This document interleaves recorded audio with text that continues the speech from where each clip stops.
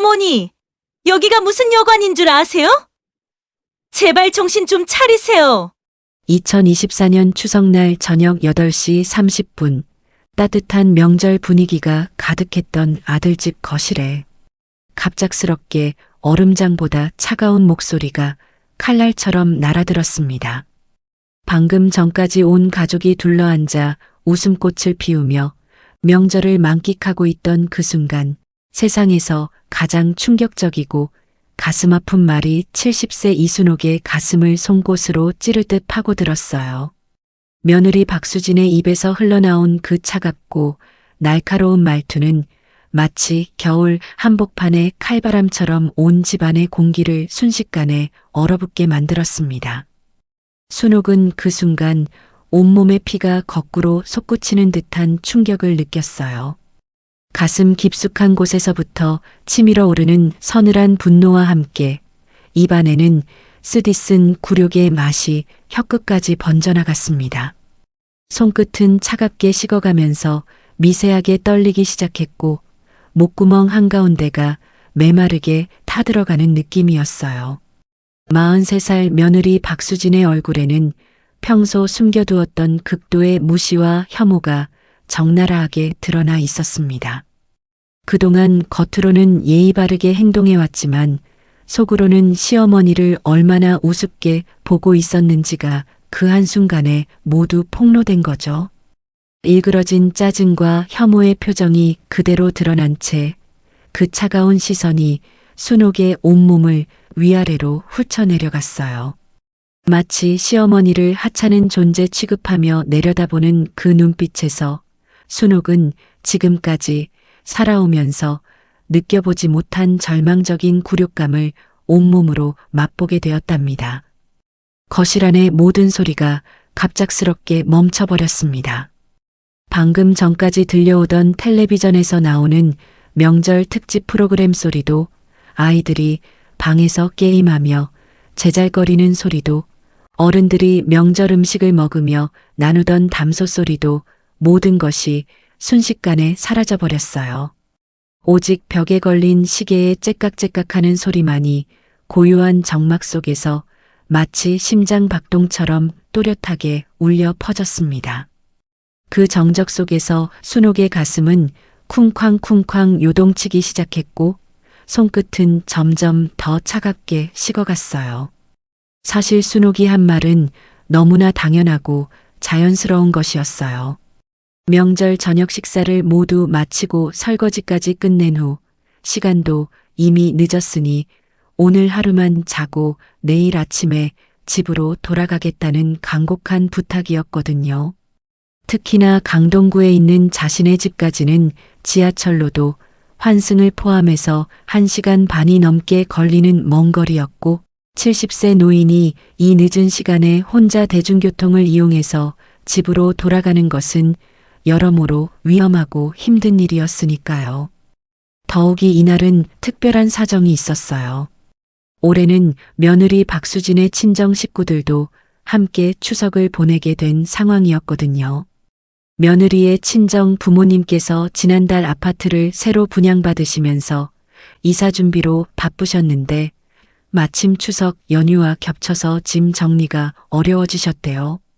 그래서 올해만은 특별히 며느리 집에서 함께 명절을 보내게 된 거였답니다. 게다가 박수진의 언니 가족도 올해는 시댁 행사가 없어서 함께 합류하게 되면서 평소보다 훨씬 많은 식구들이 한자리에 모이게 된 거였어요. 순옥은 이런 특별한 상황을 충분히 이해하고 더욱 정성을 다해 명절 준비를 했었어요. 새벽 5시에 일어나 찬물에 쌀을 씻어 불리고 팥을 삶아 으깨어 설탕을 넣고 볶아가며 송편속을 만드는 일부터 시작했어요. 그 과정에서 팥의 구수한 냄새가 부엌 전체에 퍼져나갔고 손에는 뜨거운 김이 올라와 화끈거렸지만 행복했답니다. 하나하나 정성스럽게 빚어낸 하얀 송편들이 시루 안에서 김이 모락모락 피어오르는 모습을 보며 가슴 한편이 뿌듯했어요. 갈비찜을 만들 때도 마찬가지였어요. 싱싱한 갈비를 찬물에 담가 핏물을 빼내고 배와 양파, 마늘을 갈아 넣은 양념장에 하루 전부터 재워두었거든요. 그리고 이른 아침부터 약한 불에서 정성스럽게 끓여내니 고기가 젓가락으로 살짝 눌러도 부드럽게 분리될 정도로 부드러워졌어요. 그 달콤하고 구수한 냄새가 집 안가득 퍼져나갈 때마다 순옥의 마음도 덩달아 따뜻해졌답니다. 각종 나물들도 하나하나 정성을 다해 준비했어요. 도라지는 가느다랗게 찢어서 굵은 소금으로 문질러 쓴맛을 빼내고 고사리는 불려서 질긴 부분을 모두 다듬어낸 후 참기름과 간장으로 볶아냈어요. 시금치나물은 살짝 데쳐서 찬물에 헹구고 물기를 꼼꼼히 짜낸 후 깨소금과 마늘을 넣고 무쳤고요. 손으로 하나하나 정성스럽게 만져가며 간을 맞춰나가는 그 과정이 비록 고되었지만 가족들이 맛있게 드실 모습을 생각하면 전혀 힘들지 않았어요. 하지만 진짜 시련은 친정 식구들이 도착한 후부터였어요. 며느리의 친정 어머니께서는 나물 하나하나에 대해 세세한 주문을 하셨어요. 나물에 참기름을 좀 더 넣어달라고 하시면 순옥은 황급히 참기름을 더해서 다시 무쳤고 갈비찜이 조금 짜다고 하시면 새로운 양념으로 간을 다시 맞춰드렸어요. 친정 아버지께서는 김치가 좀 시원하지 않네요 라고 하시더니 순옥이 급히 동치미를 더 내어놓으면 이건 또 너무 쉬워요라며 미간을 찌푸리셨어요. 하루 종일 부엌에서 나오지 못하고 온갖 굳은 일들을 다 해내면서도 순옥은 불평 한마디 하지 않았어요. 오히려 가족들이 맛있게 드시는 모습만 보면 그것만으로도 충분히 보람을 느꼈거든요. 손이 부르트고 허리가 아파와도 온 가족이 한자리에 모여 화목하게 식사하는 모습을 보면 그동안의 고생이 모두 사라지는 것 같았어요. 오늘의 사연을 시작하기 전에 무료로 하실 수 있는 구독과 좋아요 한번 눌러주시면 소중한 여러분의 사연을 전하는데 큰 힘이 됩니다. 오늘도 6시 내 사연을 찾아주신 고마운 분들께 언제나 건강과 행복이 가득하시길 진심으로 기원합니다. 안녕하세요. 저는 서울 강동구에 사는 70세 이순옥입니다. 지금 이 순간에도 그날의 아픈 기억이 생생하게 되살아나요. 며느리 박수진이 친정 식구들 앞에서 저를 공개적으로 모독했던 그 참혹하고 치욕적인 순간 말이에요. 그 자리에는 박수진의 친정 어머니와 아버지, 그리고 박수진의 언니인 박수경까지 함께 있었거든요. 총 7명의 어른들이 지켜보는 앞에서 시어머니인 저를 마치 하찮은 존재 취급하며 내뱉은 그 차가운 말들이 지금도 제 가슴 깊숙한 곳에 비수처럼 박혀서 아물지 않고 있어요. 특히 친정 식구들 앞에서 시어머니를 이렇게 대하는 것이 자신의 권위를 보여주는 일이라고 생각하는 듯한 박수진의 오만한 태도가 너무나 충격적이었어요. 평소에는 다른 사람들 앞에서 예의 바른 며느리 행세를 하던 사람이 친정 식구들 앞에서는 이렇게 본색을 드러내는 모습을 보며 얼마나 실망스러웠는지 몰라요. 그 순간 저는 깨달았거든요. 그동안 저에게 보여준 모든 예의와 친절이 얼마나 가식적이었는지를 말이에요. 더욱 가슴 아픈 것은 그 자리에 있던 아들 민호의 반응이었어요. 자신의 어머니가 그토록 모욕당하는 상황을 목격하고도 아무런 말 한마디 하지 못하고 그저 눈치만 살피며 고개를 숙이고 있는 모습을 보며 가슴이 무너져 내리는 느낌이었거든요. 45살이 된 아들이 자신의 어머니가 그렇게 모욕당하는데도 한마디 항변조차 하지 못하는 비겁한 모습에서 제가 그동안 아들을 얼마나 잘못 키웠는지 뼈저리게 느끼게 되었어요. 친정 식구들의 반응도 저를 더욱 절망스럽게 만들었어요. 자신들의 딸이 시어머니를 그렇게 대하는 모습을 보면서도 말리기는커녕 오히려 은근히 구경하는 재미와 쾌감을 느끼는 듯한 표정들을 짓고 있더라고요. 친정 어머니는 입꼬리를 살짝 올리며 만족스러워하는 표정을 짓고 있었고, 친정 아버지는 팔짱을 끼고 우리 딸이 시어머니를 완전히 장악하고 있구나라는 식으로 고개를 끄덕이고 있었어요. 그 순간 저는 이 사람들에게 그저 무시해도 되는 하찮은 존재에 불과하다는 사실을 뼈저리게 깨달았답니다. 하지만 그 순간 제 마음 깊숙한 곳에서는 이상하게도 차분하면서도 차가운 분노가 끓어오르기 시작했어요. 단순히 화가 나거나 서러운 감정을 넘어서 뭔가 더 깊고 단단한 결의 같은 것이 생겨났거든요.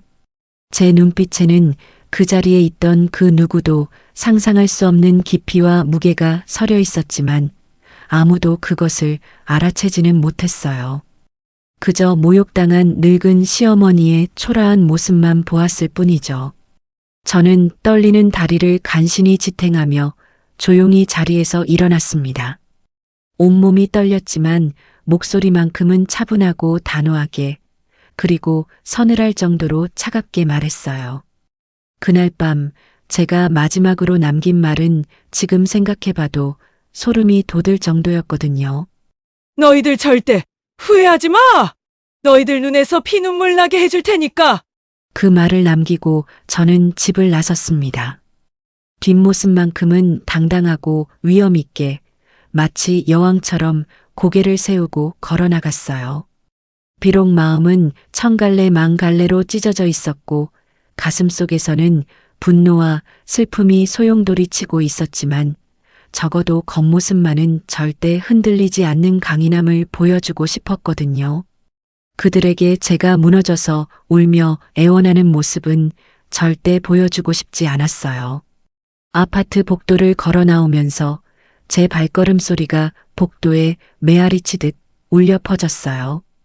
그 소리가 마치 제 심장 박동처럼 들리면서 이상하게도 점점 더 단단해지는 제 마음을 느낄 수 있었어요. 엘리베이터 안에서 거울에 비친 제 모습을 보니 눈빛만은 예전과 완전히 달라져 있더라고요. 집을 나서자마자 저는 누군가에게 짧은 전화를 걸었어요. 단 한마디였지만 그 짧은 통화가 앞으로 벌어질 모든 일들의 시작이 될 줄은 그때만 해도 며느리는 상상조차 하지 못했을 거예요. 전화를 받는 상대방의 목소리는 침착하면서도 즉시 상황을 파악하는 듯 했고, 알겠습니다. 곧 모시러 가겠습니다라는 대답이 돌아왔어요. 그리고 정말로 얼마 지나지 않아 검은색 고급 승용차 한 대가 소리 없이 아파트 단지 앞에 나타나 저를 기다리고 있었어요. 차 안에서는 은은한 가죽 냄새가 났고 시트는 부드럽고 따뜻했어요. 운전기사는 정중하게 인사를 드린 후 아무 말 없이 차를 출발시켰고 저는 창밖을 바라보며 깊은 생각에 잠겼답니다. 그날 밤 제가 향한 곳을 말하면 아마 모든 분들이 입을 다물지 못하실 거예요. 평소 제가 살던 강동구의 그 작은 아파트와는 완전히 차원이 다른 세계였거든요. 하지만 그곳이 어디인지는 차츰 알게 되실 거예요. 지금은 그저 그날 밤의 충격적인 모욕과 굴욕, 그리고 그 후에 찾아올 상상할 수 없는 반전의 서막이 올랐다는 것만 기억해 주세요. 하지만 그 순간 며느리 박수진과 그 가족들은 절대 알지 못했을 거예요. 방금 전 자신들이 건드린 상대가 어떤 존재인지, 그리고 그 한마디가 자신들의 인생을 어떻게 송두리째 뒤바꿔 놓을 것인지를 말이에요. 그들은 자신들이 절대 건드려서는 안 될 상대에게 돌이킬 수 없는 실수를 저지른 거였거든요. 곧 그들이 그토록 갈망했던 모든 것들이, 그들이 지독하게 무시했던 바로 그 사람의 손 안에 있었다는 충격적인 진실이 밝혀질 것입니다. 그리고 그때가 되면 후회해도 이미 늦을 거예요. 왜냐하면 진짜 복수는 이제 막 시작되었으니까요. 그 충격적인 추석날 이후 저는 혼자 있는 시간이 많아질수록 자꾸만 과거가 떠올랐어요. 특히 지금으로부터 30년 전 남편이 아직 살아있을 때 우리 부부가 나눈 그 간절한 약속이 계속 마음을 짓눌렀거든요. 그때는 1990년대 초 대구에서 작은 모직 공장을 운영하던 시절이었어요. 어느 봄날 저녁 남편과 저는 거실에 앉아 차를 마시며 신문을 보고 있었는데 갑자기 남편의 얼굴이 심각해지더라고요. 신문 첫면에 큼지막하게 실린 기사 때문이었어요. 어떤 대기업 회장의 아들이 음주운전으로 대학생을 치어 중상을 입혔는데도 합의금으로 무마하려 한다는 충격적인 내용이었거든요. 그 옆면에는 또 다른 재벌 3세가 미국 유학 중 마약 사건에 연루되어 현지 경찰에 체포되었다는 기사도 함께 실려 있었어요. 남편은 신문을 넘기면서 더 깊은 한숨을 내쉬었어요.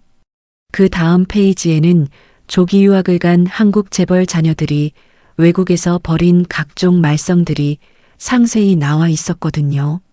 15살에 영국으로 보내진 어떤 그룹 회장의 손자는 현지 학교에서 폭력 사건을 일으켜 퇴학당했고 스위스 기숙학교에 다니던 또 다른 재벌 자녀는 도박과 향락에 빠져 학업을 완전히 포기한 채 방탕한 생활을 하고 있다는 내용이었어요. 이런 아이들이 나중에 대한민국 경제를 이끌어간다고? 이게 말이 되나? 남편은 신문을 바닥에 던지며 고개를 저었어요. 그러더니 제 손을 꼭 잡고는 절절한 목소리로 말했답니다. 준호가 우리가 아무리 사업으로 성공하더라도 그 성공의 아들을 망치는 독이 되어서는 안 된다. 그 말에 담긴 간절함을 저는 온몸으로 느낄 수 있었어요. 따뜻한 차 향기가 코끝을 스치는 가운데 남편의 거친 손이 제 손을 감쌀 때마다 그의 마음이 고스란히 전해져 왔거든요. 우리 아들만큼은 돈의 힘이 아닌 자신의 힘으로 살아가는 사람으로 키우고 싶다는 간절한 소망이 말이에요. 그렇게 저희 부부는 중대한 결심을 하게 되었어요. 아무리 큰 성공을 거두더라도 아들 앞에서는 그저 평범한 부모로만 살아가기로 한 거였죠. 검소하고 겸손한 삶의 가치를 몸소 보여주며 돈에 의존하지 않고도 당당하게 살 수 있는 사람으로 키우고 싶었거든요. 하지만 지금 와서 돌이켜보니 그 숭고한 뜻이 오히려 가장 잔인한 독이 되어버렸다는 생각에 가슴이 찢어질 것 같았어요.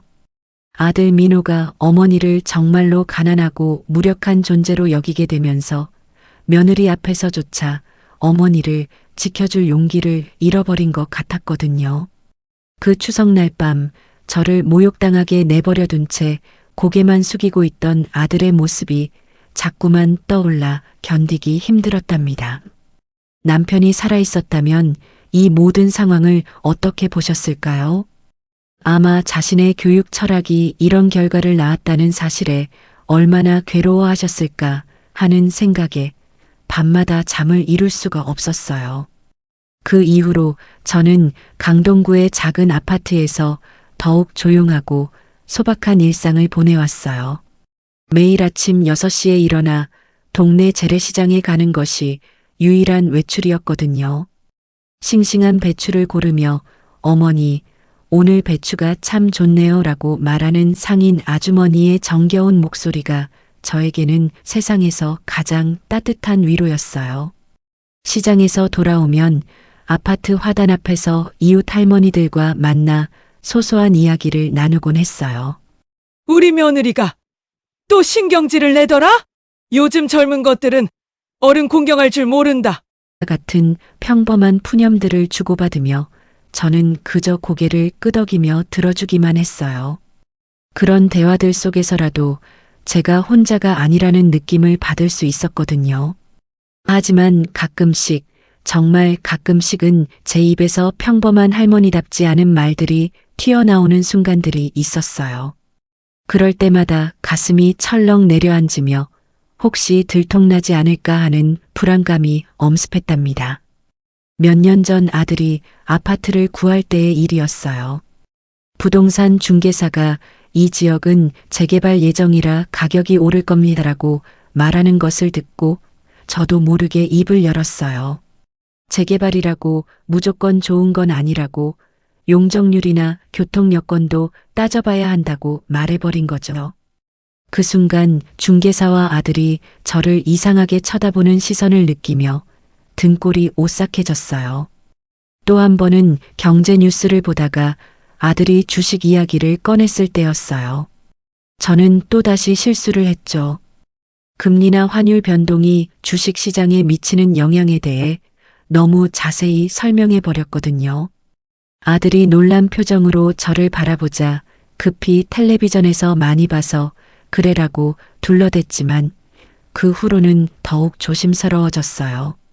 그런 순간들이 반복될 때마다 저는 마치 줄타기를 하는 기분이었어요. 한쪽 발은 평범한 할머니의 일상에, 다른 한쪽 발은 아무도 모르는 다른 세계에 걸쳐 있는 것 같은 아슬아슬한 느낌 말이에요. 그렇게 외로운 나날을 보내던 중 제게는 그 누구도 모르는 든든한 버팀목이 있었어요. 바로 영숙이라는 사람이었죠. 20년이 넘는 세월 동안 저를 그림자처럼 지켜봐 온 이 세상에서 유일하게 제 진짜 모습을 아는 사람이었거든요. 영숙이는 참 특별한 인연으로 제 곁에 오게 된 사람이에요. 20대 후반이었던 그 아이가 처음 제 앞에 섰을 때의 그 간절한 눈빛을 지금도 생생히 기억해요. 무슨 일이 있어도 한 분만 모시며 살고 싶다고 그렇게 진심 어린 마음을 보여주던 그 순간이 말이에요. 특히 영숙이 어머니가 위독하셨을 때의 일은 저희 사이를 더욱 끈끈하게 만든 계기가 되었어요. 그때 제가 조용히 도움을 드렸던 일로 인해 영숙이는 저를 진짜 어머니처럼 여기며 더욱 깊은 마음으로 곁을 지켜주게 되었거든요. 평소에는 멀리 떨어진 곳에서 일을 하지만 가끔 영숙이가 이 강동구 아파트 근처까지 와서 멀리서나마 제 안전을 확인하고 가는 날이면 마음이 한결 따뜻해졌어요. 이 세상에 저를 진심으로 걱정해주는 사람이 있다는 것만으로도 얼마나 큰 위로가 되는지 몰라요. 그런데 최근 들어 영숙이가 자주 언급하는 이야기가 하나 있었어요. 며느리 박수진이 근무하는 회사와 관련된 내용이었거든요. 처음에는 그저 우연의 일치라고 생각했어요. 같은 업계니까 이런 일도 있을 수 있다고 여겼죠. 하지만 영숙이가 가져온 자료를 보니 상황이 조금 달랐어요. 며느리가 담당하고 있는 프로젝트가 바로 그 거래와 연결되어 있더라고요. 그것도 올해 연말 인사평가와 직결된 중요한 일이라고 하더군요. 그 순간 저는 묘한 운명의 장난 같은 것을 느꼈어요. 며느리가 그토록 간절히 바라던 승진의 기회가 어쩌면 제가 알고 있는 어떤 일과 연결되어 있을 수도 있다는 생각이 스쳤거든요. 하지만 그때만 해도 이런 우연이 앞으로 어떤 의미를 갖게 될지는 전혀 상상하지 못했답니다. 며느리는 평소 집에서 직장 이야기를 자주 하곤 했어요. 이번 프로젝트가 성공하면 드디어 차장으로 승진할 수 있어. 정말 마지막 기회야. 같은 말들을 반복해서 하더라고요. 그럴 때마다 저는 잘 되면 좋겠다라고 덤덤하게 답했지만 속으로는 복잡한 심정이었어요. 그런데 이상한 건 그런 일들이 일어나기도 전부터 이미 제 마음 한구석에서는 뭔가 변화가 시작되고 있었다는 거예요. 며느리의 평소 행동들을 지켜보면서 점점 더 서운함이 쌓여가고 있었거든요. 특히 며느리가 친정 식구들과 통화할 때 들려오는 이야기들이 제 가슴을 아프게 했어요. 방문이 얇아서 대화 내용이 고스란히 들렸는데 우리 시어머니는 정말 세상 물정 몰라. 너무 느려 터져서 답답해 죽겠어. 같은 말들이 벽 너머로 전해올 때면 가슴 한구석이 찌릿하게 아팠답니다. 그런 순간들이 쌓일 때마다 저는 가끔 혼자 거울을 보며 씁쓸한 미소를 짓곤 했어요. 며느리 눈에 비친 저는 그저 세상 물정 모르는 늙은 시어머니일 뿐이겠지만 과연 그게 다일까 하는 생각이 스쳐 지나가더라고요. 어쩌면 언젠가는 정말 언젠가는 며느리가 깜짝 놀랄 일이 있을지도 모른다는 상상을 해보기도 했어요. 그때 과연 어떤 표정을 지을까? 그런 엉뚱한 생각을 하며 혼자 씁쓸하게 웃곤 했답니다. 하지만 그때까지만 해도 저는 여전히 착한 시어머니로 남고 싶었어요. 며느리와의 관계도 평화롭게 유지하고 싶었고요. 설마 추석날 그런 끔찍한 일이 벌어질 줄은 정말 꿈에도 몰랐으니까요. 지금 생각해보니 모든 것은 이미 그때부터 조금씩 움트고 있었던 것 같아요.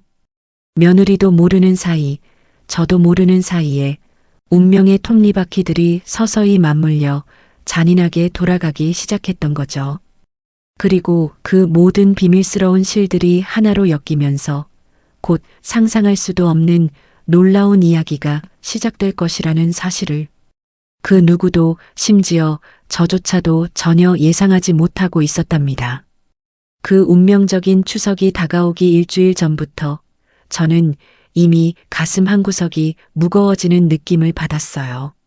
며느리 박수진이 평소와는 다른 차갑고 단호한 목소리로 통보했을 때부터 말이에요. 상의가 아니라 통보였어요.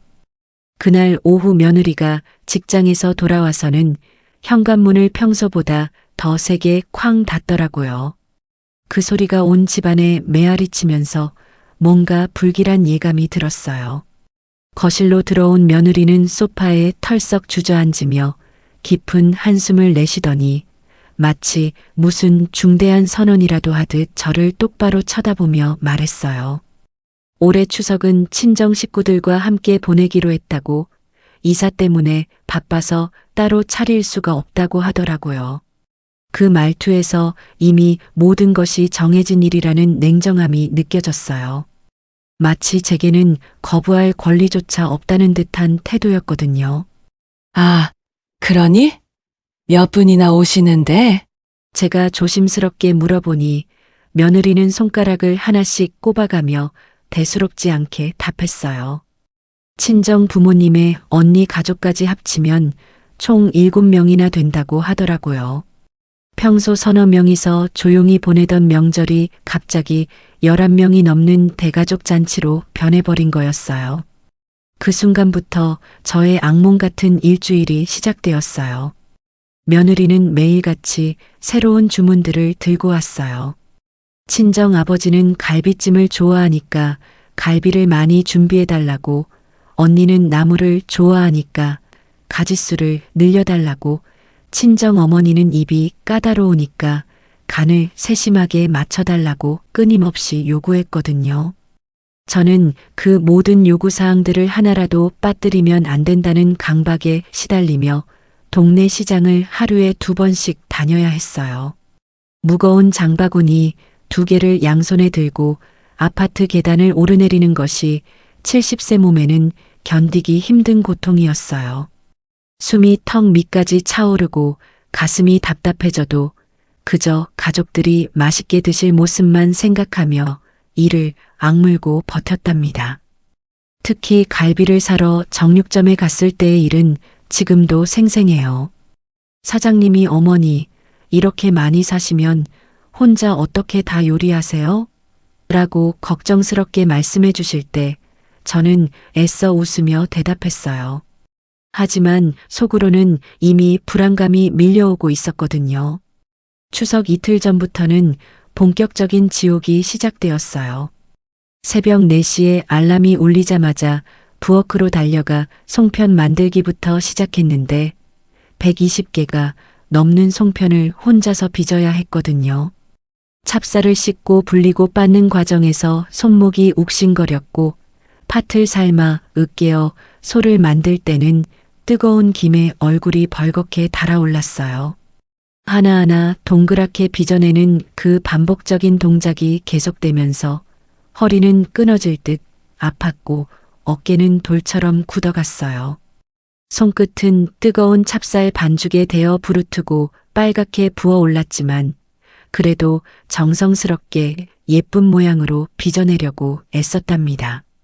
마음만은 따뜻했거든요. 갈비찜을 만들 때는 더욱 정성을 들였어요. 살집 좋은 갈비를 찬물에 담가 핏물을 빼내는 동안 손이 시려서 감각이 없어질 지경이었지만 조금이라도 비린내가 날까봐 몇 번이고 물을 갈아가며 씻어냈어요. 배와 양파, 마늘을 갈아 넣은 양념장에 하루 전부터 재워두고 이른 새벽부터 약한 불에서 정성스럽게 끓여내니 온 집안에 구수하고 달콤한 냄새가 가득 퍼졌어요. 각종 나물들도 하나하나가 손이 많이 가는 작업이었어요. 도라지는 가느다랗게 찢어서 굵은 소금으로 문질러 쓴맛을 빼내야 했는데 소금에 손이 따가워서 눈물이 날 지경이었어요. 고사리는 질긴 부분을 일일이 손으로 뜯어내야 했고 시금치는 뿌리까지 깨끗하게 다듬어 데쳐내야 했어요. 매 과정마다 정성을 다했지만 몸은 점점 한계에 도달해가고 있었답니다.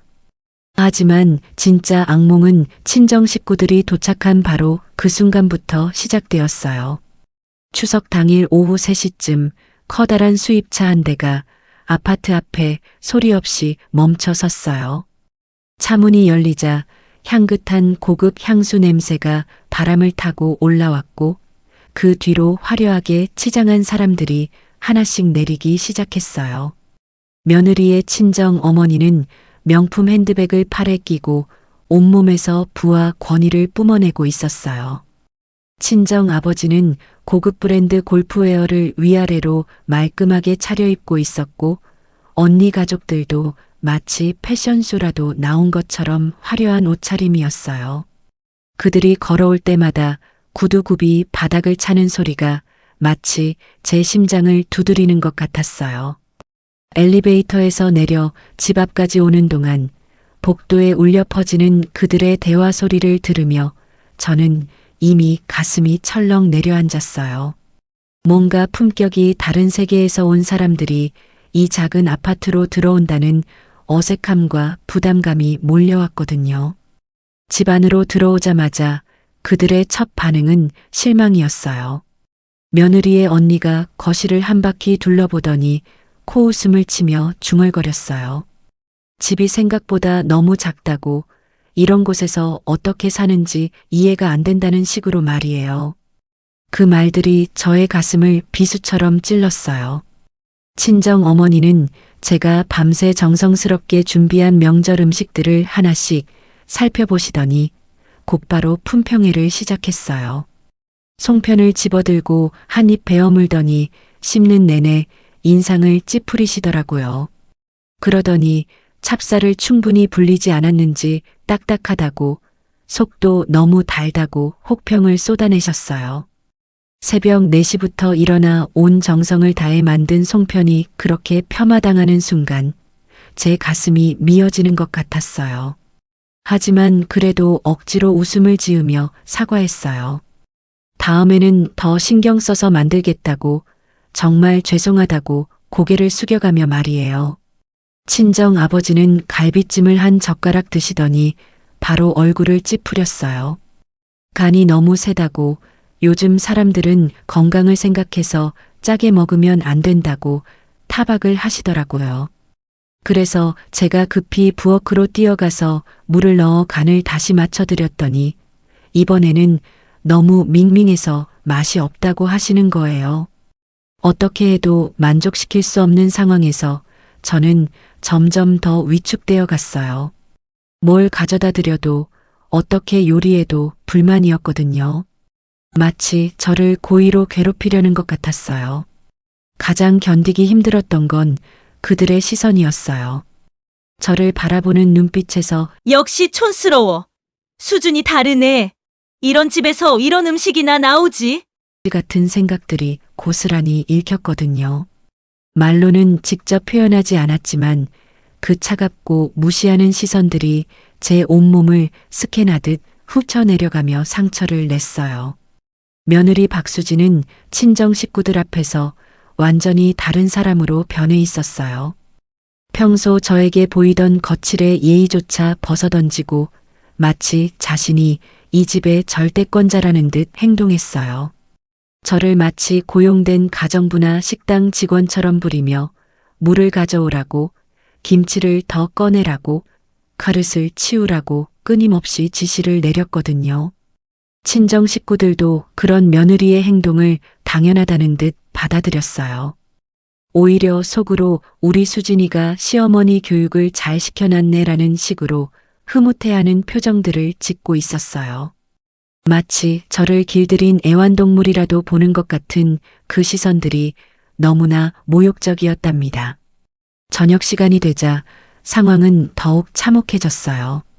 모든 사람들이 식탁에 편안히 앉아 음식을 드시는 동안 저 혼자만 계속 부엌과 거실을 왔다 갔다 하며 부족한 것들을 나르고 있었어요. 다리는 후들거렸고 허리는 끊어질 것 같았지만 그래도 웃음을 잃지 않으려 애썼어요. 나물에 참기름이 부족하다는 친정 어머니의 지적에 급히 부엌으로 달려가 참기름을 더해서 나물을 다시 무쳤더니 이번에는 너무 기름져서 느끼하다는 친정 아버지의 불만이 터져나왔어요. 제가 뭘 해도 불만이었어요. 갈비찜 간이 이상하다는 언니의 말에 또다시 부엌으로 뛰어가서 새로운 양념을 만들어 갈비를 다시 졸였어요. 뜨거운 김에 얼굴이 빨갛게 달아오르고 손은 부들부들 떨렸지만 그래도 가족들이 맛있게 드셨으면 하는 일념으로 버텼답니다. 하지만 제 노력은 끝이 보이지 않는 늪 같았어요. 무엇을 해도 부족했고 어떻게 해도 만족할 수 없었어요. 마치 제가 존재 자체로 그들에게 불편함을 주는 것 같았어요. 그런 와중에 아들 민호는 대체 뭘 하고 있었을까요? 거실 한 구석 소파에 파묻혀서 스마트폰 게임만 하고 있었어요. 자신의 어머니가 온종일 혹사당하고 모욕받는 모습을 보면서도 손가락 하나 까딱하지 않았어요. 마치 저와는 전혀 상관없는 남의 일이라도 보는 듯한 무관심한 표정으로 말이에요. 가끔 친정 식구들의 말이 너무 심해질 때면 혹시나 해서 아들을 바라봤어요. 제 눈빛으로 간절히 도움을 청하면서 말이에요. 하지만 아들은 그런 제 시선조차 피해버리며 더욱 깊숙이 핸드폰 속으로 숨어 들어갔어요. 심지어 화장실에 간다며 자리를 뜨거나 아예 방으로 들어가 버리기까지 했어요. 자신의 어머니가 그렇게 당하고 있는데도 단 한마디의 항변이나 변호도 해주지 않았거든요. 그 순간 제 가슴은 아들에 대한 실망감으로 더욱 아파왔어요. 이 모든 게 정말 우리 아들 맞나 싶을 정도로 낯설고 한심해 보였어요. 45살이나 된 성인 남자가 자신을 낳아 기른 어머니가 모욕당하는 것을 보고도 그렇게 비겁하게 도망만 칠 수가 있는 건지 이해할 수가 없었답니다. 저녁을 다 드시고 설거지까지 끝낸 후 저는 온몸이 후들거렸어요. 새벽부터 시작된 하루 종일의 강행군으로 다리에는 힘이 하나도 남아있지 않았고 허리는 바늘로 쿡쿡 찌르는 듯 아팠어요. 하지만 그보다 더 깊이 상처받은 건 제 마음이었어요. 그때 제가 조심스럽게, 정말 조심스럽게 말을 꺼냈어요. 시간도 이미 8시 반이 훌쩍 넘었고 집까지 가려면 지하철 환승까지 포함해서 1시간 반은 좋게 걸리니까 오늘 하루만 재워달라고 간곡히 부탁드린 거예요. 너무나 당연하고 자연스러운 부탁이었어요. 70세 노인이 이 늦은 시간에 혼자 대중교통을 이용해서 그 먼 길을 가는 것이 얼마나 위험하고 힘든 일인지 조금만 생각해봐도 알 수 있는 일이었거든요. 하지만 그 순간 며느리의 입에서 터져나온 말은 제가 70년을 살아오면서 들어본 것 중 가장 잔인하고 치욕적인 것이었어요. 어머니, 여기가 무슨 여관인 줄 아세요? 제발 정신 좀 차리세요.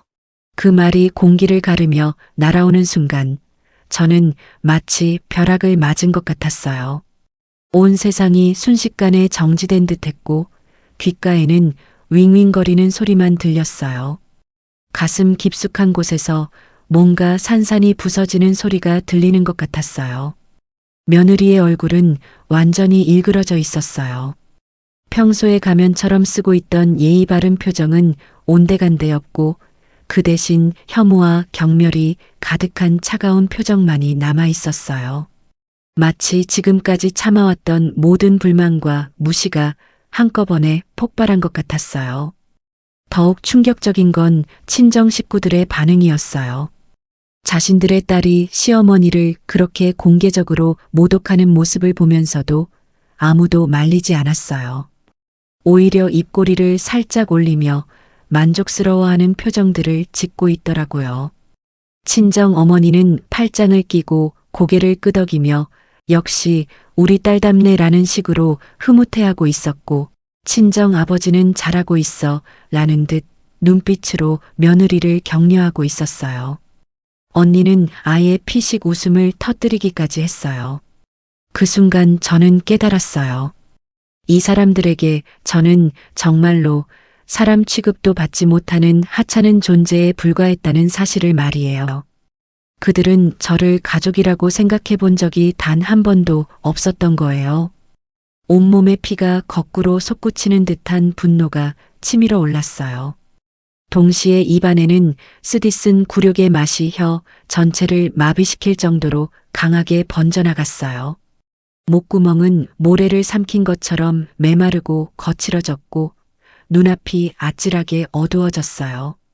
하지만 이상하게도 그 극한의 분노와 굴욕감 속에서 뭔가 차갑고 단단한 것이 제 마음 깊은 곳에서 생겨나기 시작했어요. 마치 강철이 단련되듯 이 모든 고통이 저를 더욱 단단하게 만들고 있는 것 같았어요. 그 자리에 있던 그 누구도 알지 못했겠지만 바로 그 순간 제 눈빛에는 지금까지 숨겨왔던 어떤 깊이와 위험이 스며들기 시작했어요. 마치 오랫동안 잠들어 있던 무언가가 깨어나는 것 같은 느낌이었거든요. 하지만 그때까지도 그들은 전혀 몰랐어요. 자신들이 방금 깨운 것이 무엇인지, 그리고 그 결과가 얼마나 참혹할지에 대해서는 꿈에도 생각하지 못했던 거죠. 그 모든 치욕과 분노가 소용돌이치는 순간에도 제 마음 한구석에서는 이미 예감이 시작되고 있었어요. 오늘 밤의 이 끔찍한 모욕이 결코 마지막이 아닐 거라는, 그리고 진짜 진실이 밝혀지는 그 순간, 과연 누가 더 큰 충격과 공포에 빠지게 될지는 아무도 상상할 수 없을 거라는 확신 말이에요. 그 치욕스러운 모욕을 당한 후 저는 떨리는 손으로 핸드폰을 꺼내 단 한 통의 전화를 걸었어요. 수신음이 한번 울리기도 전에 상대방이 받더라고요. 지금 모시러 갈게요. 간단하고 정중한 대답이었지만 그 목소리에는 20년이 넘는 세월 동안 쌓인 신뢰와 충성이 고스란히 담겨 있었어요. 전화를 끊은 후 저는 아파트 현관 앞에서 기다렸어요. 차가운 가을바람이 뺨을 스치며 저의 화끈거리는 분노를 조금씩 식혀주고 있었거든요.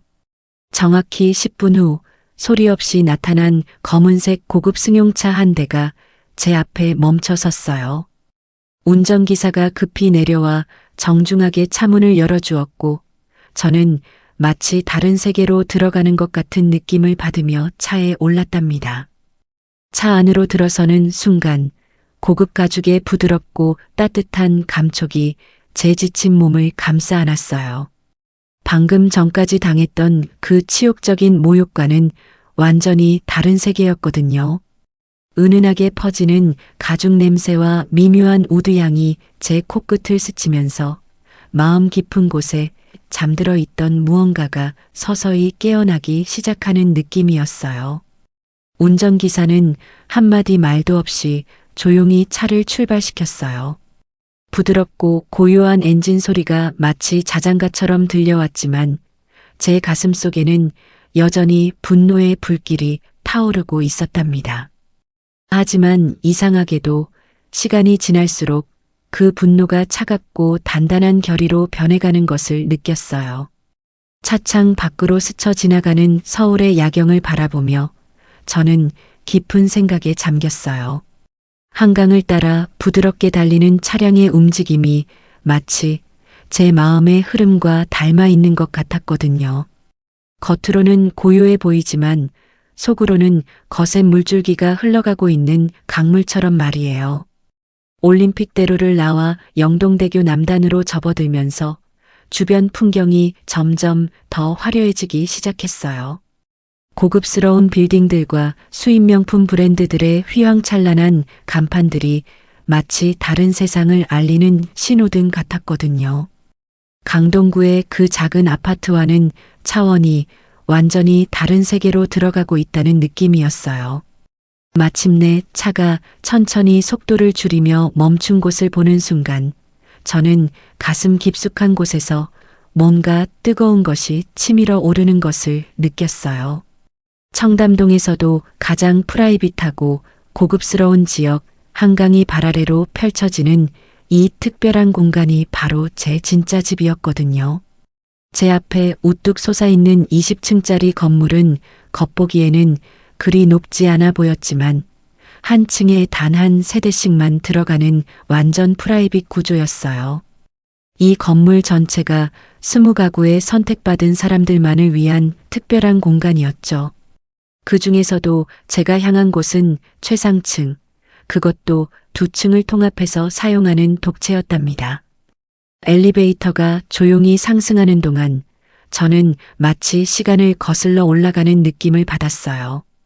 방금 전까지 초라한 시어머니였던 제가 점점 제 본래의 모습으로 돌아가고 있다는 신기한 감각이었거든요. 각 층을 지날 때마다 마음속에 쌓였던 억압과 굴욕이 하나씩 벗겨져 나가는 것 같았어요. 드디어 문이 열리자 펼쳐진 광경에 저는 잠시 말을 잃을 수밖에 없었어요. 천장 높이까지 이어지는 대형 창문을 통해 한강의 전경이 한 폭의 거대한 그림처럼 펼쳐져 있었거든요. 강물 위로 반짝이는 서울의 야경이 마치 하늘의 별들이 땅으로 내려온 것처럼 아름다웠어요. 거실 중앙에 서서 그 장관을 바라보는 순간 저는 드디어 제 진짜 자아를 되찾은 느낌이었어요. 이곳에서는 더 이상 누구에게 눈치를 볼 필요도 모욕을 참아낼 필요도 없었거든요. 이곳이야말로 제가 진정으로 속한 세계였으니까요. 이 집의 모든 구석구석에는 제 삶의 흔적들이 스며 있었어요. 거실 한편에 놓인 피아노는 젊은 시절 남편과 함께 듣던 클래식 음악의 추억을 간직하고 있었고, 벽에 걸린 그림들은 저희 부부가 함께 여행하며 수집한 소중한 보물들이었답니다. 특히 벽 한쪽에 조용히 걸려있는 남편과의 사진들을 보며 저는 가슴 한편이 저려왔어요. 대구에서 작은 공장을 운영하며 행복해하던 젊은 시절의 모습, 사업이 번창하면서 서로를 격려하던 중년의 모습, 그리고 마지막까지 서로의 손을 잡고 있던 그 따뜻했던 순간들이 고스란히 담겨 있었거든요. 그 사진들 앞에 서서 저는 남편이 있을 때 함께 나눈 그 간절한 약속을 다시 한번 마음에 새겼어요. 아들만큼은 돈의 힘이 아닌 자신의 힘으로 당당하게 살아갈 수 있는 사람으로 키우자던 그 숭고한 다짐 말이에요. 여보, 우리가 정말 잘못 생각했나 봐요. 혼자서 중얼거리며 저는 깊은 한숨을 내쉬었어요. 그 아름다웠던 꿈이 지금은 오히려 독이 되어 돌아왔다는 생각에 가슴이 미어지는 것 같았거든요. 아들 민호가 어머니를 정말로 무력한 존재로만 여기게 되면서 결국 며느리 앞에서도 어머니를 지켜주지 못하는 나약한 사람이 되어버린 것 같았으니까요. 서재로 들어가서 책장 사이사이에 꽂혀있는 추억의 물건들을 하나씩 꺼내보며 저는 제가 걸어온 험난한 여정을 되돌아봤어요. 남편이 돌아가신 후 혼자서 감당해야 했던 그 모든 무게들, 기업을 이끌어가며 겪었던 수많은 시련들이 마치 어제 일처럼 생생하게 떠올랐거든요. 책장 뒤편에 숨겨져 있는 작은 금고를 열었을 때 그 안에서 나오는 서류들의 바스락거리는 소리가 마치 제 인생의 비밀들이 속삭이는 것 같았어요. 각종 주식 증서와 부동산 등기부등본들, 그리고 여러 투자 자산들의 내역서들이 정말 많았거든요. 하지만 그 중에서도 가장 소중한 것은 대성 모직그룹과 관련된 서류들이었어요. 남편과 함께 대구에서 시작했던 그 작은 꿈이 어떻게 이렇게 거대한 현실이 되었는지 그 모든 과정이 한 장 한 장의 서류 속에 고스란히 담겨 있었답니다. 그 서류들을 하나씩 펼쳐보면서 저는 정말 많은 것들을 느꼈어요. 남편 없이 혼자서 이 모든 것을 지켜내기 위해 얼마나 많은 밤을 새웠는지, 얼마나 많은 결정들을 혼자 내려야 했는지 말이에요. 때로는 너무 외로웠고, 때로는 모든 것을 포기하고 싶기도 했었거든요. 하지만 그럴 때마다 남편의 마지막 부탁이 저를 일으켜 세웠어요. 아들을 위해, 그리고 우리가 함께 일궈낸 이 모든 것들을 위해 끝까지 버텨내야 한다는 신념이 저를 지탱해 주었답니다. 그런데 참 아이러니한 일이 벌어지고 있었어요. 며느리 박수진이 그렇게 간절히 바라고 있는 승진의 기회가 바로 제가 결정할 수 있는 일이었거든요. 비서 영숙이가 며칠 전에 가져온 보고서를 다시 펼쳐보니 그 상황이 더욱 명확하게 보였어요. 동성섬유라는 회사에서 저희 대성 모직그룹과 거래를 성사시키기 위해 얼마나 애를 쓰고 있는지, 그리고 그 프로젝트의 성공 여부가 담당자인 며느리 박수진에게 얼마나 중요한지가 자세히 나와 있었거든요. 그 보고서를 읽으면서 저는 정말 복잡한 감정에 휩싸였어요. 방금 전 저를 그렇게 모욕했던 며느리가 사실은 제게 목을 메고 있다니, 이보다 더 극적인 아이러니가 또 있을까 싶었답니다. 창가에 서서 한강을 바라보며 저는 깊은 생각에 잠겼어요. 이 모든 상황이 과연 우연일까요? 아니면 어떤 더 큰 운명의 장난일까요? 며느리가 저를 그렇게 대하고 제가 이런 힘을 가지고 있다는 사실이 지금 이 순간에 맞물리게 된 건 말이에요. 밤이 깊어갈수록 제 마음속에서는 하나의 확신이 자라나고 있었어요. 오늘 일어난 모든 일들이 결코 헛되지 않을 거라는, 그리고 곧 모든 것이 제자리를 찾게 될 거라는 예감이었답니다. 따뜻한 차 한 잔을 마시며 소파에 앉아 있을 때 입안에 퍼지는 깊고 향긋한 맛이 제 마음을 조금씩 진정시켜 주었어요. 하지만 동시에 마음 깊은 곳에서는 뭔가 단단하고 차가운 것이 자라나고 있다는 것을 느낄 수 있었거든요. 그날 밤 늦게까지 저는 창밖의 한강을 바라보며 많은 생각을 했어요. 강물은 여전히 유유히 흘러가고 있었고 그 모습이 마치 제 인생과 닮아 있는 것 같았답니다. 겉으로는 고요해 보이지만 속으로는 거센 힘이 흐르고 있는 강물처럼 말이에요. 이제 모든 준비는 끝났어요. 며느리는 아직 모르고 있지만 자신이 그토록 갈망하는 모든 것이 사실은 시어머니의 결정에 달려 있다는 걸 곧 깨닫게 될 거예요. 이제 진짜 무서운 일이 시작될 거야. 혼자서 조용히 중얼거리며 저는 한강의 야경을 바라보았어요. 그 순간 제 눈빛에는 지금까지 감춰왔던 어떤 깊이와 위험이 서려 있었답니다. 마치 오랫동안 잠들어 있던 진짜 제 모습이 드디어 깨어나기 시작한 것처럼 말이에요. 앞으로 벌어질 모든 일들이 단순한 우연이 아니라는 것을, 그리고 진정한 진실이 밝혀지는 그 순간이 머지 않았다는 것을, 이제 그 누구도 막을 수 없을 거라는 확신이 저를 가득 채우고 있었답니다.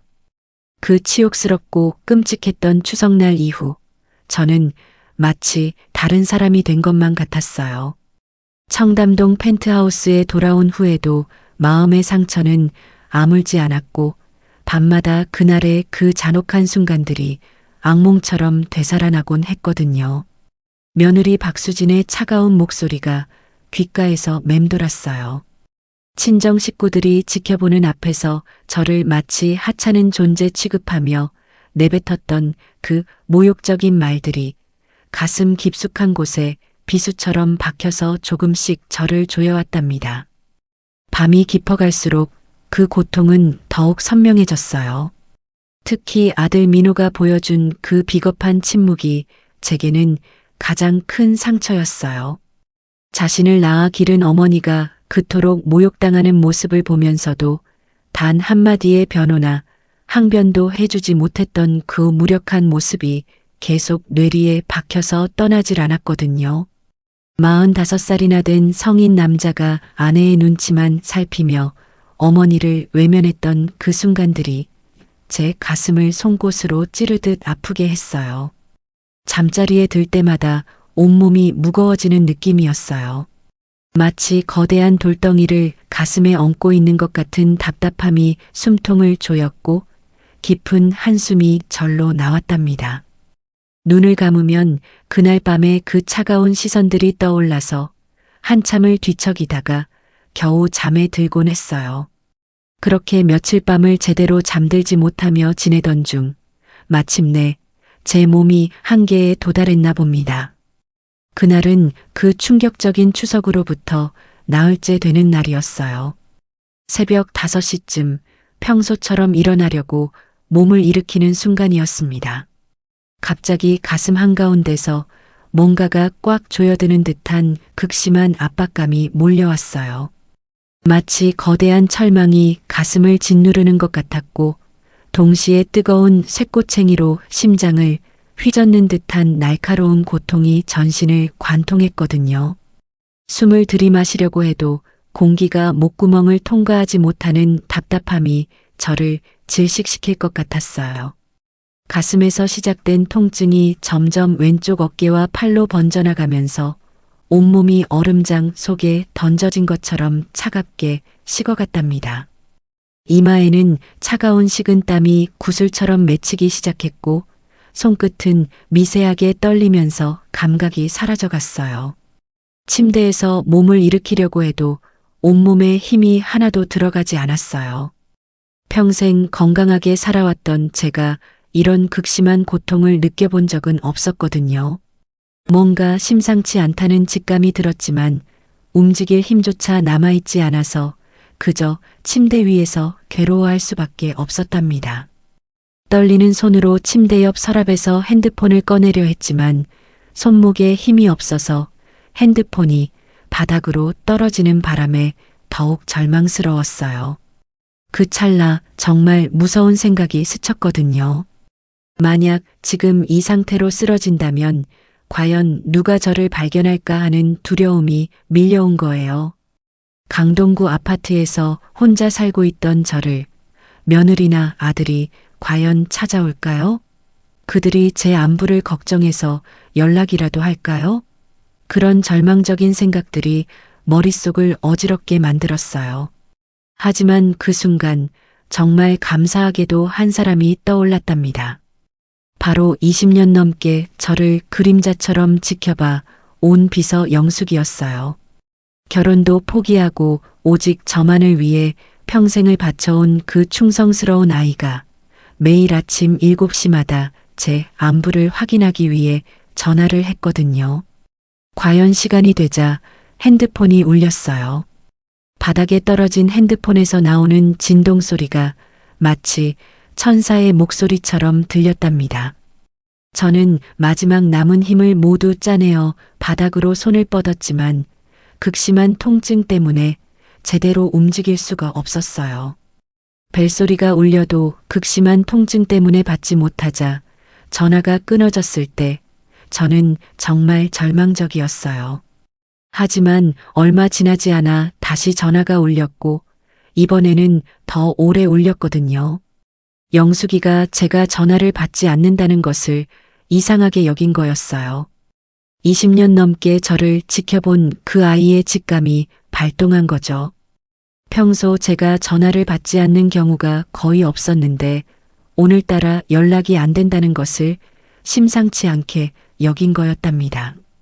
불과 10분 후 현관문이 열리는 소리와 함께 영숙이의 다급한 발걸음 소리가 들려왔어요. 그 소리를 들은 순간 저는 마지막 힘을 짜내어 대답했답니다. 영숙이가 침실로 뛰어들어와 제 모습을 본 순간의 표정은 지금도 잊을 수가 없어요. 평소 어떤 상황에서도 침착함을 잃지 않던 그 아이의 얼굴이 순식간에 창백해지더니 즉시 핸드폰을 꺼내 어디론가 급하게 연락을 취했거든요. 그 짧은 통화 후 영숙이는 제 곁에 무릎을 꿇고 앉아 제 손을 두 손으로 꼭 잡았어요. 그 따뜻하고 든든한 손길에서 20년 넘는 세월 동안 쌓인 진심 어린 애정이 고스란히 전해져 왔답니다. 가족보다도 더 깊은 그 마음을 온몸으로 느끼는 순간이었어요. 몇 분 후 아래층에서 구급차 사이렌 소리가 울려 퍼졌어요. 응급구조사들이 올라와 저를 들것에 옮겨 실으면서 저는 희미한 의식 속에서도 영숙이에게 부탁했습니다. 가족들에게는 아직 알리지 말거라. 영숙이는 잠시 망설이더니 고개를 끄덕였어요. 제 마음을 누구보다 잘 아는 그 아이였거든요. 구급차 안에서 응급처치를 받으며 병원으로 향하는 동안 저는 천장의 형광등들이 빠르게 스쳐 지나가는 모습을 바라보며 묘한 생각에 잠겼어요. 방금 전까지 모든 것을 가진 대기업 회장이라고 생각했던 제가 지금은 이렇게 무력한 환자가 되어버렸다는 씁쓸한 아이러니를 느꼈거든요. 병원에 도착해서 응급실로 실려가는 동안 의료진들의 분주한 움직임과 각종 의료 장비들의 기계음이 귀를 어지럽게 만들었어요. 차가운 병원 공기가 코끝을 스치면서 소독약 냄새가 진한 현실감을 안겨주었답니다. 의사의 정밀한 검사 결과는 충격적이었어요. 관상동맥 협착으로 인한 급성 심근경색 초기 단계라고 하더라고요. 즉시 수술을 받지 않으면 생명이 위험하다는 진단이었거든요. 의사는 조심스럽게 생존 확률이 50% 정도밖에 되지 않는다고 말했어요. 그 말을 들은 순간 저는 이상하게도 두려움보다는 체념에 가까운 감정을 느꼈어요. 어쩌면 그 치욕스러운 추석날의 아픔에서 벗어날 수 있는 기회일지도 모른다는 생각이 스쳤거든요.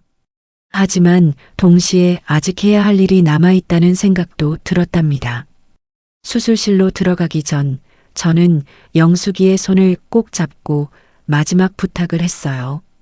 만약에 상황이 생기더라도 가족들에게는 알리지 말라고, 그들이 제 마지막 순간까지 모욕하는 일은 없었으면 좋겠다고 말이에요. 수술은 무려 10시간 동안 계속되었어요. 그 긴 시간 동안 영숙이는 수술실 앞 복도에서 한 발자국도 떠나지 않았답니다.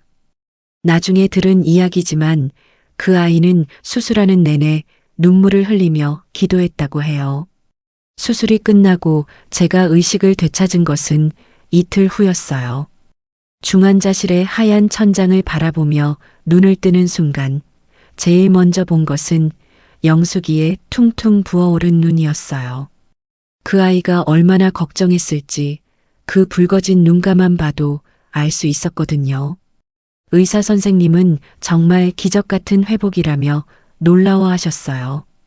하지만 저는 문득 이런 생각이 들었답니다. 아직 해야 할 일이 남아있다는 것을, 그리고 하늘에 있는 남편이 저에게 더 살라고 하시는 것 같다는 느낌이 말이에요. 그런데 정작 제 가족들은 어디 있었을까요? 영숙이를 통해 전해 들은 소식은 제 가슴을 다시 한번 얼어붙게 만들었어요. 제가 생사를 오가는 수술을 받고 있다는 연락을 뒤늦게 받은 며느리 박수진의 첫 반응을 들었을 때 저는 정말 세상이 무너지는 기분이었거든요. 어차피 나이도 많으시고 자연스럽게 편안한 곳으로 가시는 게 나을 수도 있겠네요. 그 차가운 말을 전해 들은 순간 저는 온몸의 피가 거꾸로 솟구치는 듯한 분노를 느꼈어요. 시어머니가 생사의 기로에 서 있는 상황에서 나올 수 있는 말이었을까요? 그것도 혈연으로 연결된 가족에게 할 수 있는 말인가요? 더욱 충격적인 것은 그 다음 이야기였어요. 며느리 박수진은 문병을 오기는커녕 오히려 아들 민호에게 제 아파트 열쇠를 달라고 했다는 거예요. 혹시 모를 상황에 대비해서 미리 정리할 것들이 있는지, 확인해 보겠다면서 말이에요. 그 정리라는 말이 무엇을 의미하는지는 굳이 설명하지 않아도 알 수 있었죠. 제가 죽기를 기다리면서 미리 재산 정리에 나선 것이었거든요. 시어머니의 생명보다는 남겨질 유산에만 관심이 있었던 거예요. 영숙이가 우연히 들은 며느리의 친정 어머니와의 통화 내용은 더욱 가슴을 아프게 했어요. 며느리가 기뻐하는 목소리로 이런 말을 했다는 거예요. 이제 곧 자유로워질 것 같아요. 정말 다행이에요. 그 말을 전해 들었을 때 저는 가슴이 찢어지는 것 같았어요. 제가 그렇게 아끼고 사랑했던 며느리가 사실은 저의 죽음을 간절히 바라고 있었다는 충격적인 진실이 드러난 거거든요. 친정 식구들과 함께 나눈 대화는 더욱 잔인했어요. 강동구 아파트나마 상속받을 수 있을 것 같다며 벌써부터 계산하고 있었고 빨리 정리됐으면 좋겠다는 노골적인 기대를 숨기지도 않았거든요. 피도 눈물도 없는 그 몰인정함에 주변 사람들마저 혀를 내둘 정도였다고 해요. 그런 와중에 아들 민호의 반응은 어땠을까요? 처음에는 어머니의 위급한 소식을 듣고 놀라며 병원으로 달려오겠다고 했다고 해요. 하지만 바로 옆에서 며느리가 한마디를 하며 아들의 행동을 가로막았어요. 괜히 가서 뭘 해? 어차피 우리가 할 수 있는 일도 없잖아. 그 말에 아들은 결국 병원에 오지 않았답니다. 자신을 낳아 기른 어머니가 생사의 기로에 서 있는데도 아내의 말 한마디에 굴복해서 외면해버린 거예요. 그 순간 저는 깨달았어요. 제가 그렇게 키운 아들이 얼마나 나약하고 비겁한 사람인지를 말이에요. 하지만 그 후 며칠이 지나면서 아들 민호에게도 조금씩 변화가 생기기 시작했어요. 어머니의 위급한 상황을 외면했다는 죄책감이 그를 괴롭히기 시작한 거죠. 코인 투자 실패와 사채 빚 때문에 이미 위축되어 있던 상황에서 어머니에 대한 죄책감까지 더해지니 견디기 힘들었을 거예요. 밤마다 잠들지 못하고 어머니 생각에 괴로워하기 시작했고 그동안 아내 눈치만 보며 살아온 자신의 한심함을 뒤늦게 깨닫게 되었다고 하더라고요. 어머니에 대한 진짜 사랑과 그리움을 느끼기 시작한 것이 바로 그때였답니다. 하지만 이미 늦어버린 것들이 너무 많았어요. 제가 중환자실에서 생사를 오가는 동안 단 한 번도 문병을 오지 않은 가족들을 이제 와서 어떻게 가족이라고 부를 수 있을까요? 오히려 비서 영숙이가 매일 병원을 지키며 간병을 해주었어요. 제가 좋아하는 죽을 직접 끓여와서 먹여주고 밤낮 가리지 않고 제 곁을 지켜주었거든요. 그런 모습을 보며 저는 깨달았답니다. 진짜 가족이 무엇인지 그리고 진정한 사랑이 무엇인지를 말이에요. 일주일 후 의사는 회복 상태가 양호하니 퇴원해도 된다고 했어요. 하지만 저는 강동구 아파트로 돌아가고 싶지 않았어요. 그곳에는 너무나 아프고 치욕스러운 기억들만 남아 있었거든요. 퇴원하는 날 아침 영숙이가 조심스럽게 물어봤어요. 앞으로 어떻게 하실 계획인지 그리고 가족들에게는 언제쯤 알리실 건지 말이에요. 하지만 저는 이미 마음을 정했어요. 이제 더 이상 숨길 이유도 없었고 진짜 제 모습으로 당당하게 살아갈 때가 되었다고 생각했거든요. 이제 모든 것을 정리할 때야. 그들이 원하는 대로 말이지. 그 말을 하면서 저는 한강이 보이는 창밖을 바라보았어요. 여전히 유유히 흘러가는 강물을 보며 제 마음속에서도 무언가가 흘러가고 있다는 것을 느꼈답니다. 과거의 슬픔과 굴욕, 그리고 착한 시어머니로서의 모든 가면들이 한강물을 따라 흘러가는 것 같았어요. 하지만 이 모든 위기와 고통이 며느리 박수진에게는 상상할 수도 없는 거대한 재앙의 시작이 될 줄은 그녀는 아직 전혀 모르고 있었답니다. 진짜 공포와 충격은 이제부터였으니까요. 그리고 그 모든 진실이 밝혀지는 순간 과연 누가 더 큰 절망에 빠지게 될지 이제 곧 뼈저리게 알게 될 거예요. 수술이 끝나고 중환자실에서 깨어난 첫날, 저는 마치 안개 속에서 헤매다가 갑자기 밝은 빛을 발견한 것 같은 기분이었어요. 온몸에 연결된 각종 의료 장비들의 삐삐 소리가 마치 생명의 리듬처럼 귓가에 울려 퍼지고 코끝을 스치는 차갑고 깨끗한 소독약 냄새가 제가 정말로 다시 살아 돌아왔다는 사실을 온몸으로 느끼게 해주었거든요. 하지만 무엇보다 제 마음을 순식간에 따뜻하게 만들어준 것은 침대 옆 딱딱한 의자에 웅크리고 앉아있던 비서 영숙이의 초췌한 모습이었어요. 그 아이의 눈꺼풀은 며칠 동안 쏟아낸 눈물로 빨갛게 부어올라 있었고 평소 늘 단아하게 정돈되어 있던 옷차림도 구김살 투성이로 엉망이 되어 있었답니다.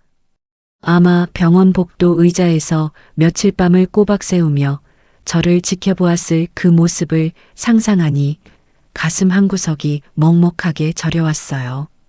제가 천천히 눈을 뜨자 영숙이는 깜짝 놀라며 벌떡 일어서더니 떨리는 손으로 조심스럽게 제 손등을 어루만졌어요. 그 손길에서 20년 넘는 세월 동안 쌓인 진심 어린 걱정과 애정이 고스란히 전해져 왔답니다. 그 아이가 지난 며칠간 얼마나 애타게 기다렸을지 그 마른 손끝에 떨림만 봐도 알 수 있었거든요. 의료진들은 제 회복 속도에 연일 놀라워했어요. 70세 고령에 이 정도의 위험한 심장 수술을 받고도 이렇게 빠른 회복을 보이는 것은 의학 교과서에서도 찾아보기 힘든 기적이라고 하더라고요. 보통은 몇 주에서 몇 달이 걸리는 회복 과정을 제가 단 며칠 만에 보여주고 있다며 의료진들도 고개를 연신 저었답니다. 그런데 의료진들이 말하는 그 기적보다도 훨씬 더 놀라운 경험이 저에게는 있었어요. 바로 수술 중 의식을 잃고 있던 동안 꾸었던 그 생생한 꿈 이야기였답니다. 그 꿈은 정말 꿈이라고 하기에는 너무나 또렷하고 현실적이었어요. 마치 시간을 거슬러 올라간 것처럼 저는 그토록 그리워했던 남편을 다시 만날 수 있었거든요. 남편은 마치 어제까지도 함께 살았던 것처럼 자연스럽게 제 앞에 나타났어요. 그 얼굴은 병마에 시달리기 전 건강했던 모습 그대로였고 입가에는 늘 그랬듯이 따뜻한 미소가 번지고 있었답니다. 남편이 제 두 손을 포근하게 감싸 안으며 말하는 순간 저는 온몸이 전율하는 것을 느꼈어요. 수십 년을 혼자 견뎌내며 그토록 간절히 그리워했던 그 다정한 목소리가 마치 꿀처럼 달콤하면서도 바위처럼 든든하게 제 귀에 스며들었거든요. 준호가 우리 아들 제대로 바로잡을 때까지는 절대 포기하면 안 돼. 그 말을 들은 순간 제 눈에서는 주체할 수 없는 뜨거운 눈물이 콸콸 쏟아져 내렸어요. 남편의 그 간절하면서도 단호한 목소리에는 죽어서도 아들 걱정을 놓지 못하는 아버지의 애타는 마음이 고스란히 배어 있었거든요. 평생을 함께 살며 한 번도 들어보지 못했던 그런 절박함이 느껴져서 가슴이 미어질 것 같았답니다. 남편은 제 뺨에서 흘러내리는 눈물을 손가락 끝으로 닦아주며 마치 살아있을 때처럼 다정하게 속삭였어요. 그동안 우리가 너무 소중한 것들을 놓쳤다고 아들을 진짜 사람답게 키우는 마지막 기회가 지금이라고 말이에요. 그 따스한 체온이 느껴질 것 같은 손길과 함께 전해진 그 간곡한 부탁에 저는 더 이상 견딜 수 없어 남편의 품에 파고들어 못 놓아 울었답니다. 그 꿈에서 깨어난 후 저는 확신했어요. 제가 이 수술을 견뎌낸 것은 결코 우연이 아니라는 것을, 그리고 앞으로 해야 할 중요한 일들이 남아 있다는 것을 말이에요. 하늘에 있는 남편이 저에게 다시 한번 기회를 준 거라고 생각했거든요. 회복하는 동안 가장 큰 힘이 되어준 것은 영숙이의 정성 어린 간병이었어요. 그 아이는 매일 새벽 일찍 병원에 와서 저녁 늦게까지 제 곁을 지켜주었답니다. 제가 좋아하는 깨끗한 흰죽을 직접 끓여와서 한 숟가락씩 떠먹여주는 그 정성이 그 어떤 약보다도 효과적이었어요. 특히 영숙이가 끓여온 죽의 고소한 냄새가 코끝을 스칠 때마다 저는 살아있다는 기쁨을 온몸으로 느꼈어요. 따뜻한 죽이 목구멍을 넘어가며 몸속 깊숙이 스며드는 그 포근한 느낌이 마치 어머니의 품에 안긴 것 같은 안정감을 주었거든요. 그런 순간마다 영숙이야말로 진짜 가족이라는 생각이 들었답니다. 하지만 그런 따뜻한 회복 과정과는 대조적으로 제 친가족들의 행동은 더욱 차가워져만 갔어요. 며느리 박수진은 여전히 단 한 번도 병원에 나타나지 않았어요. 심지어 안부를 묻는 전화조차 하지 않았죠. 영숙이가 전해주는 소식에 따르면 며느리는 오히려 제가 빨리 회복하는 것을 못마땅해 하고 있었다고 해요. 친정 어머니와의 통화에서 이런 말을 했다는 거예요. 병원비만 많이 나올 텐데 괜히 생명 연장하는 것 같다고 자연스럽게 가셨으면 모든 게 깔끔하게 정리되었을 텐데 아쉽다고 말이에요. 그 말을 전해 들었을 때 저는 정말 온몸의 피가 거꾸로 솟구치는 분노를 느꼈어요. 더욱 가슴 아픈 것은 며느리가 제 강동구 아파트에 몰래 들어가서 이것저것 뒤지고 다녔다는 소식이었어요. 혹시 숨겨둔 재산이 있는지, 통장이나 보험증권 같은 것들이 어디에 있는지 찾아다녔다고 하더라고요. 제가 생사를 오가는 동안의 말이에요. 그런 치욕적이고 분노할 만한 상황들이 계속 이어지는 가운데 아들 민호가 드디어 병원에 나타난 것은 제가 의식을 되찾은 지 사흘이나 지난 후였어요. 병실 문을 열고 들어선 그 아이의 얼굴을 본 순간 저는 정말 복잡하고 착잡한 마음이 들었답니다. 민호는 제 침대 옆에 서서 한참 동안 말없이 고개를 숙이더니 갑자기 어깨를 들썩이며 울기 시작했어요. 45살이나 된 어른이 어린아이처럼 코를 훌쩍이며 흘리는 그 눈물이 과연 진심에서 우러나온 것일까 하는 의구심이 들었거든요. 그동안 어머니를 제대로 돌보지 못했다는 죄책감과 아내의 눈치만 보며 살아왔던 자신에 대한 자책감이 뒤섞인 듯한 눈물이었을 거예요. 하지만 저에게는 그 뒤늦은 후회의 눈물보다 더 충격적인 소식이 기다리고 있었어요. 바로 영숙이가 조용히 가져다 준 한 장의 보고서 때문이었답니다. 그 보고서를 병상에서 읽어보는 순간 저는 운명이 얼마나 극적인 장난을 치는지 새삼 깨닫게 되었어요. 며느리 박수진이 그토록 발버둥치며 매달리고 있는 회사 프로젝트가 알고 보니 저희 대성모직그룹과의 거대한 거래였던 거예요. 그것도 그녀의 연말 승진이 완전히 달린 생사를 건 마지막 기회였다고 하더라고요. 비서 영숙이가 전해준 추가 정보들을 들어보니 상황이 정말 흥미진진했어요.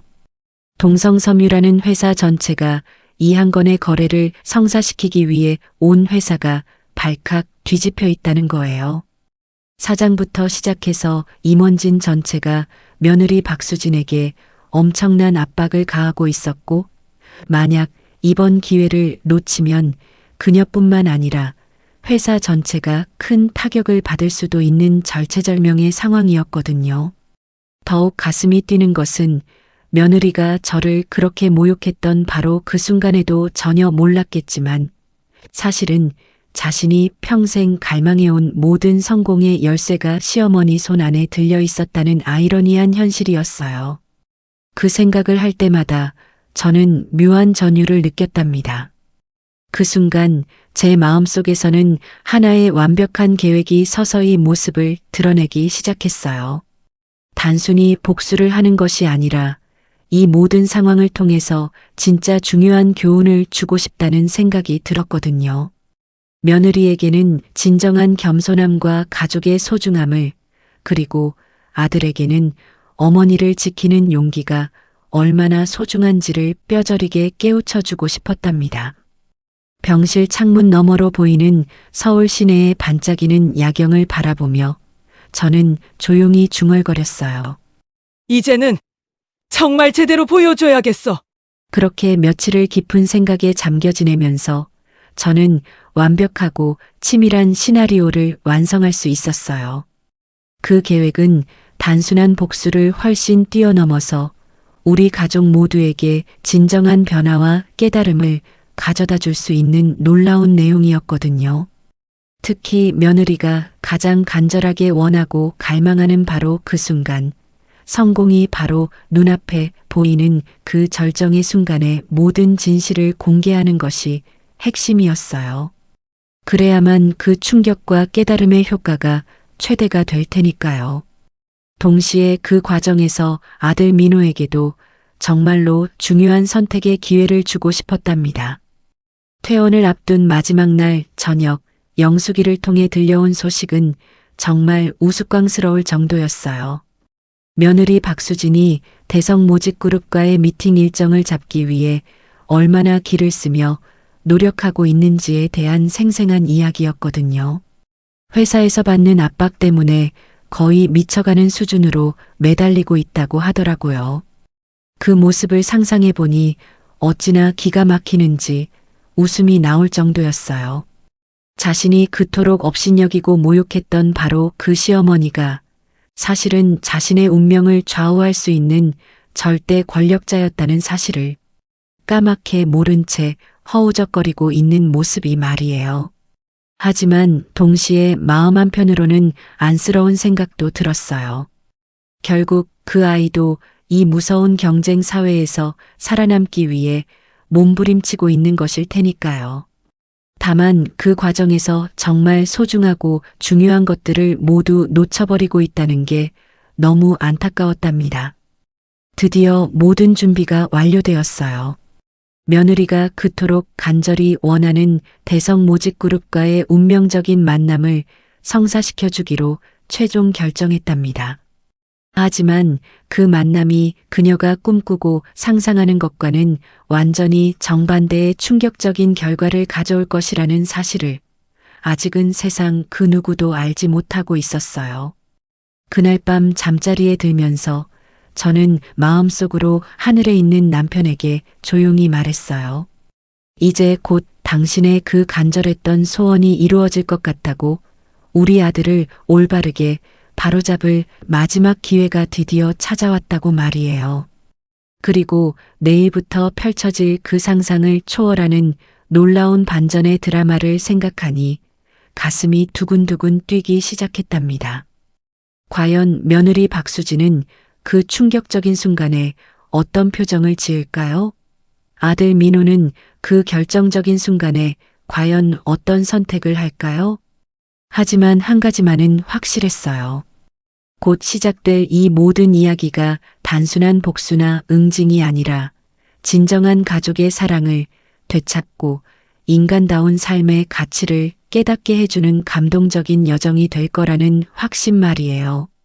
그리고 그 험난한 여정의 마지막에서 우리 모두가 이전보다 훨씬 더 성숙하고 지혜로운 사람들로 거듭날 수 있을 것이라는 희망도 함께 품고 있었답니다.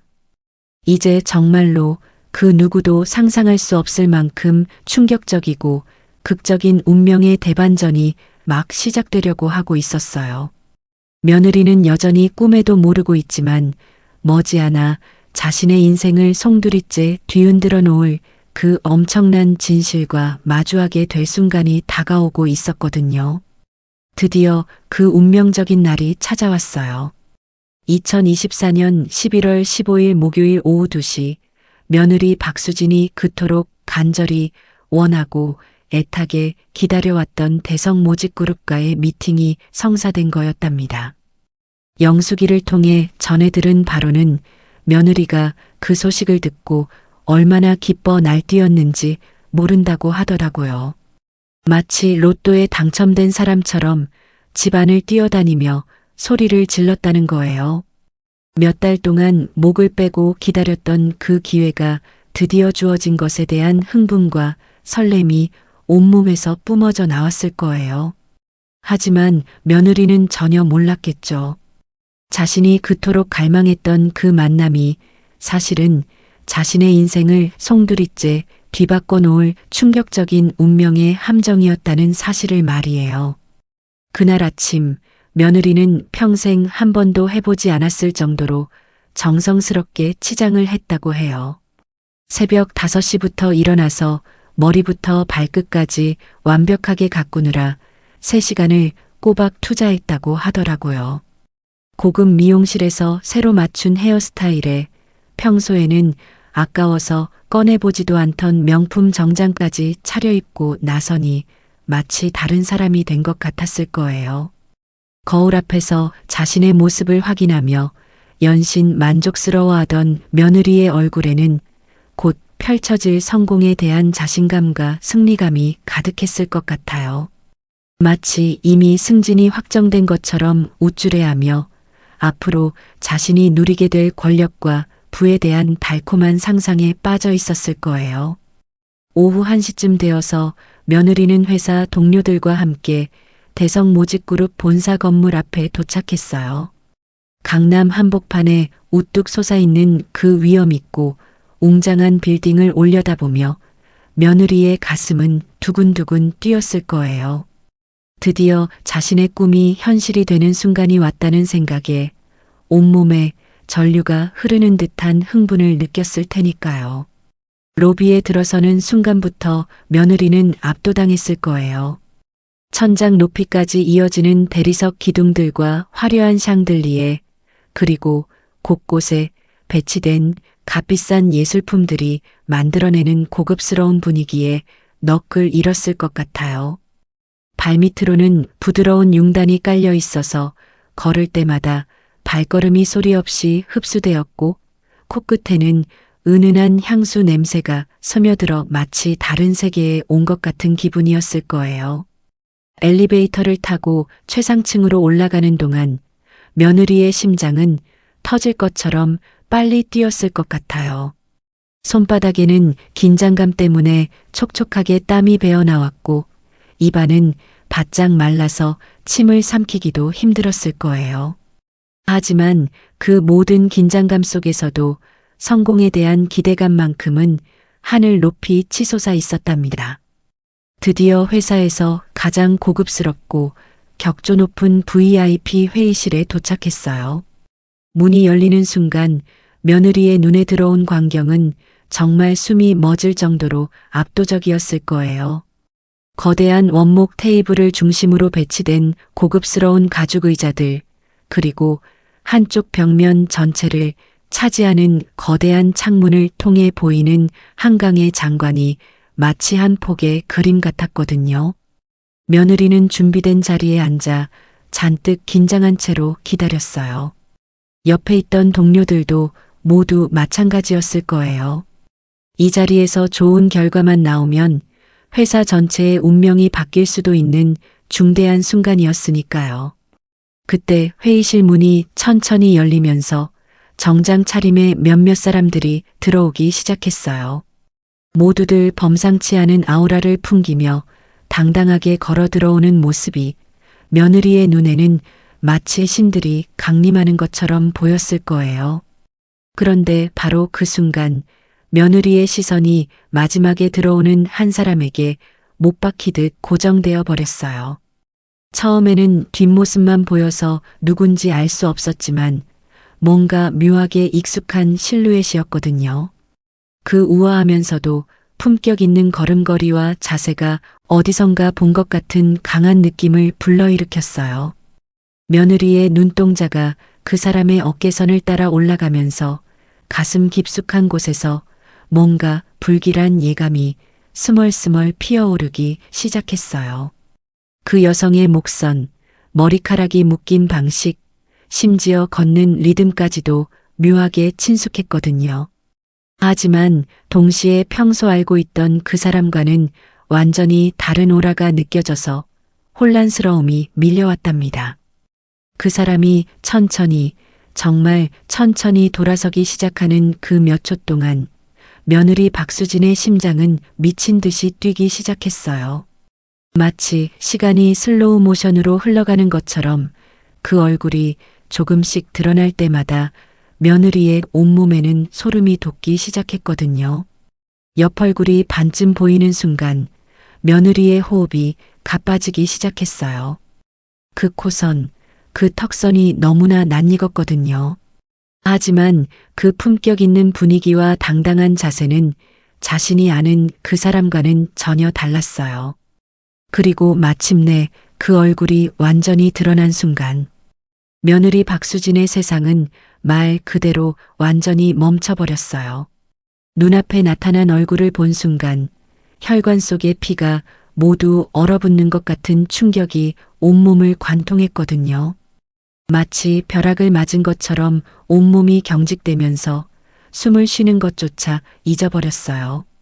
두 눈은 휘둥그레져서 그 크기가 평소의 2배는 되어 보였고 입은 충격으로 인해 반쯤 벌어진 채 닫히지 않았답니다. 손에서는 들고 있던 중요한 서류 뭉치가 우수수 바닥으로 떨어지는 바람에 그 바스락거리는 소리가 고요한 회의실 안에 우렁차게 울려 퍼졌어요. 마치 며느리의 무너져가는 운명을 알리는 조종소리처럼 들렸답니다. 그 충격적인 얼굴의 주인은 다름 아닌 시어머니 이순옥이었어요. 하지만 이건 며느리가 지금까지 봐왔던 그 초라하고 우울해 보이던 시어머니의 모습이 절대 아니었어요. 마치 완전히 다른 행성에서 온 사람처럼 눈부실 정도로 고급스럽고 당당한 모습으로 변해 있었거든요. 맞춤 제작한 듯한 최고급 정장은 시어머니의 품격을 한층 더 돋보이게 만들었고 우아하게 올린 머리 스타일은 마치 왕족의 위엄을 풍기고 있었어요. 하지만 무엇보다도 충격적인 것은 그 눈빛이었답니다. 평소 며느리 앞에서 보이던 그 조심스럽고 눈치 보던 시선은 온데간데 없고 대신 깊은 바다처럼 심오하면서도 차갑게 빛나는 카리스마가 넘치는 시선이 며느리를 똑바로 꿰뚫어 보고 있었거든요. 그 눈빛 속에는 오랜 세월 축적된 지혜와 권위, 그리고 무엇보다도 흔들림 없는 자신감이 가득 담겨 있었어요. 며느리는 그 순간 온몸의 혈액이 거꾸로 솟구치는 듯한 현기증을 느꼈을 거예요. 다리에는 힘이 완전히 빠져서 의자에 앉아 있는 것조차 힘들었고 목구멍은 모래를 삼킨 것처럼 메마르게 타들어갔답니다. 시어머니는 며느리의 충격에 찬 얼굴을 잠시 바라보더니 입가에 미묘한 미소를 띠며 조용하고도 단호한 목소리로 말했답니다. 대성모직그룹 명예회장 이순옥입니다. 오늘 이렇게 만나게 되어 반갑습니다. 그 한마디가 회의실 안에 울려 퍼지는 순간 며느리는 마치 망치로 머리를 얻어맞은 것 같은 충격을 받았어요. 자신이 그토록 무시하고 업신여겼던 시어머니가 알고 보니 자신의 운명을 좌우할 수 있는 절대 권력자였다는 현실이 서서히 실감나기 시작한 거죠. 회의실 안의 다른 사람들은 며느리의 이상한 반응을 궁금해했지만 시어머니와 며느리 두 사람만은 서로가 무슨 생각을 하고 있는지 정확히 알고 있었답니다. 공기 중에는 팽팽한 긴장감이 흘렸고 시계 반을 돌아가는 소리까지 들릴 정도로 고요했어요. 시어머니는 여전히 침착하고 우아한 미소를 유지한 채 마치 처음 보는 사람을 대하듯 정중하게 며느리에게 인사했어요. 하지만 그 정중함 속에는 추석날 당했던 모든 모욕과 치욕에 대한 서늘한 기억이 고스란히 담겨 있었거든요. 며느리는 그제서야 상황의 심각성을 온몸으로 깨달았을 거예요. 자신이 그토록 무시하고 업신여겼던 시어머니가 알고 보니 자신의 인생 전체를 좌지우지할 수 있는 거대한 존재였다는 충격적인 현실에 직면한 거예요. 그 순간 며느리의 머릿속에는 추석날 저질렀던 그 끔찍한 모욕들이 파노라마처럼 스쳐 지나갔을 테니까요. 시어머니는 천천히 자신의 자리에 앉으며 마치 오래된 지인을 만난 것처럼 자연스럽게 말을 이어갔어요. 그동안 며느리가 담당하고 있던 프로젝트에 대해서 상세히 알고 있다는 것을 보여주면서 며느리의 충격을 더욱 가중시켰거든요. 동성섬유에서 이번 프로젝트를 담당하고 계신다고 들었습니다. 박수진 과장님의 열정적인 노력에 대한 이야기도 많이 전해 들었고요. 그 말을 들은 순간 며느리는 등골이 서늘해지는 공포를 느꼈을 거예요. 시어머니가 자신의 회사 상황과 개인적인 승진 압박에 대해서까지 정확히 꿰뚫고 있다는 것을 알게 되었을 때 자신의 모든 것이 이미 상대방에게 완전히 노출되어 있다는 무력감이 밀려왔을 테니까요. 그러던 중 시어머니가 조용히 말을 이어갔어요. 목소리는 여전히 차분하고 우아했지만 그 속에는 날카로운 무언가가 숨어 있었답니다. 혹시 저희가 어떤 사이인지 기억하고 계시나요? 박 과장님! 그 질문에 며느리는 더욱 당황할 수밖에 없었어요. 회의실에 있는 다른 사람들 앞에서 가족 관계를 공개하는 것도 부담스러웠지만 더 큰 문제는 추석날 자신이 저질렀던 그 끔찍한 행동들이었거든요. 며느리가 우물우물거리며 대답하지 못하고 있을 때 시어머니는 미소를 지으며 다른 사람들에게 설명했어요. 박 과장님은 제 며느리입니다. 그런데 참 안타깝게도 최근에 저희 가족 관계에 작은 문제가 있었어요. 그 말을 들은 회의실의 다른 사람들은 다들 놀란 표정을 지었어요. 명예회장의 며느리가 직접 이런 중요한 프로젝트를 담당하고 있다는 사실에 모두 흥미로워했거든요. 하지만 시어머니의 다음 말은 그 흥미로운 분위기를 순식간에 차갑게 만들어버렸답니다. 며칠 전 추석 때 있었던 일인데 조금 씁쓸한 기억이 있어서요. 사실 그날 제가 핸드폰에 음성 메모 기능을 켜놓고 있었거든요. 나이가 들어서 중요한 얘기들을 잊어버릴까봐 평소에도 자주 사용하는 기능이에요. 며느리의 얼굴이 순식간에 새하얗게 질려버렸어요. 시어머니의 다음 말을 예상할 수 있었기 때문이었답니다. 시어머니는 핸드폰을 꺼내어 테이블 위에 조심스럽게 놓았어요. 그리고는 차분한 목소리로 계속 설명했습니다. 그날 저녁 식사 후에 조금 피곤해서 핸드폰을 테이블에 놓고 잠시 쉬고 있었는데 마침 음성 메모가 켜진 상태였어요. 그런데 우연히 며느리와 있었던 대화가 녹음되었더라고요. 회의실 안의 모든 사람들이 상황을 이해하기 시작했어요. 며느리는 온몸이 얼음덩어리처럼 차가워지는 것을 느꼈답니다. 시어머니는 핸드폰 화면을 터치하며 말했어요. 혹시 들어보시겠어요? 그날 며느리가 저에게 한 말들을요. 그 순간 녹음 파일이 재생되기 시작했고 며느리의 차갑고 날카로운 목소리가 고요한 회의실 안에 또렷하게 울려 퍼졌답니다. 어머니, 여기가 무슨 여관인 줄 아세요? 정신 좀 차리세요. 그 잔혹한 말들이 회의실 안에 울려 퍼지는 순간 며느리는 당장이라도 땅속으로 숨어버리고 싶었어요. 자신의 가장 추악한 모습이 이렇게 공개적으로 드러나다니 창피함과 공포가 뒤섞인 복잡한 감정이 온몸을 휘감았거든요. 더욱 끔찍한 것은 녹음 파일 속에서 친정 식구들이 그런 모욕 장면을 보며 만족스러워하던 웃음소리까지 들렸다는 거예요. 그 모든 추악한 진실들이 이 격조 높은 회의실에서 적나라하게 폭로되고 있었답니다. 녹음이 끝나자 회의실 안은 죽음 같은 정적에 휩싸였어요. 모든 사람들이 충격에 빠진 표정으로 며느리를 바라보고 있었거든요. 그들의 시선에서 느껴지는 경멸과 실망감이 며느리의 마음을 더욱 절망스럽게 만들었답니다. 시어머니는 여전히 차분하고 우아한 목소리로 말을 이어갔어요. 하지만 그 말 속에는 추석날 당했던 모든 모욕에 대한 차가운 응답이 담겨 있었답니다. 저희 대성모직그룹은 창립 이래로 항상 가족을 소중히 여기는 분들과만 비즈니스를 해왔습니다.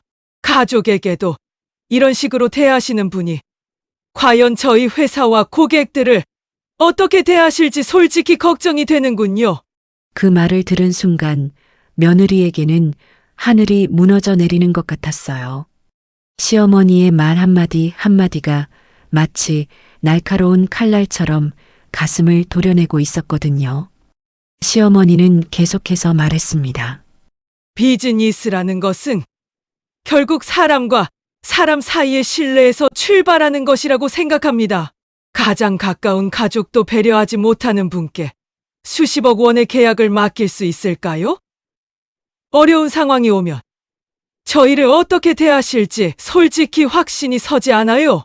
그 차분하면서도 날카로운 논리에 회의실의 모든 사람들이 고개를 끄덕였어요. 며느리는 반박할 말을 찾을 수 없었답니다. 시어머니의 말이 너무나 합리적이고 정당했기 때문이었어요. 시어머니는 마지막으로 조용하지만 단호한 목소리로 최종 결론을 내렸어요. 죄송하지만 이번 계약은 진행하기 어려울 것 같습니다. 가족을 소중히 여기지 않는 분과는 진정한 파트너십을 구축할 수 없다고 판단됩니다. 그 말이 떨어지는 순간 며느리에게는 정말로 세상이 끝나는 것 같았어요. 자신의 승진은 물론이고 회사 전체의 운명까지 자신의 손으로 망쳐버렸다는 절망감이 밀려왔거든요. 더욱이 이 모든 일이 동료들이 지켜보는 앞에서 벌어졌다는 것이 며느리에게는 죽고 싶을 만큼 창피하고 치욕스러웠을 거예요. 회의실을 나서는 며느리의 발걸음은 무거웠고 온몸이 떨려서 제대로 걸을 수도 없었답니다. 자신이 그토록 갈망했던 성공이 바로 눈앞에 있었는데 그것을 자신의 오만함과 잔인함으로 인해 스스로 각차버린 것이었거든요. 그날 오후 며느리가 회사에서 어떤 일들을 겪었는지는 상상하기조차 싫을 정도예요.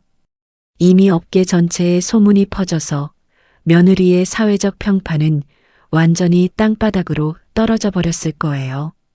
그토록 갈망했던 승진은커녕 아예 회사에서 버텨내기도 힘든 상황이 되어버린 거죠.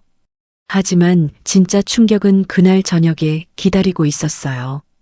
며느리가 집에 돌아와서 그날 있었던 일들을 아들 민호에게 털어놓았을 때 예상치 못한 반응이 돌아왔거든요. 그날 밤 우리 청담동 집에는 예상치 못한 손님이 찾아왔어요. 바로 아들 민호였거든요. 그 아이는 저를 보자마자 무릎을 꿇고 엎드려서 지금까지의 모든 잘못에 대해 진심 어린 사과를 했답니다.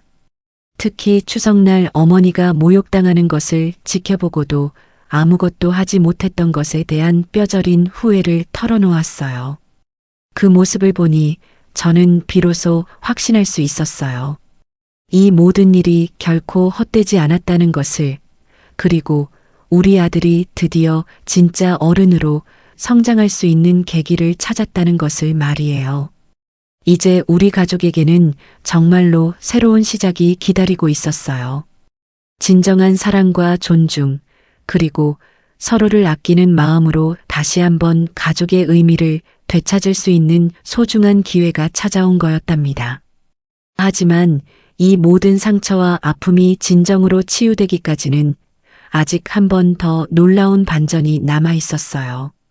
며느리 박수진이 보여줄 마지막 선택과 그 선택이 가져올 상상 못했던 기적 같은 변화가 말이에요.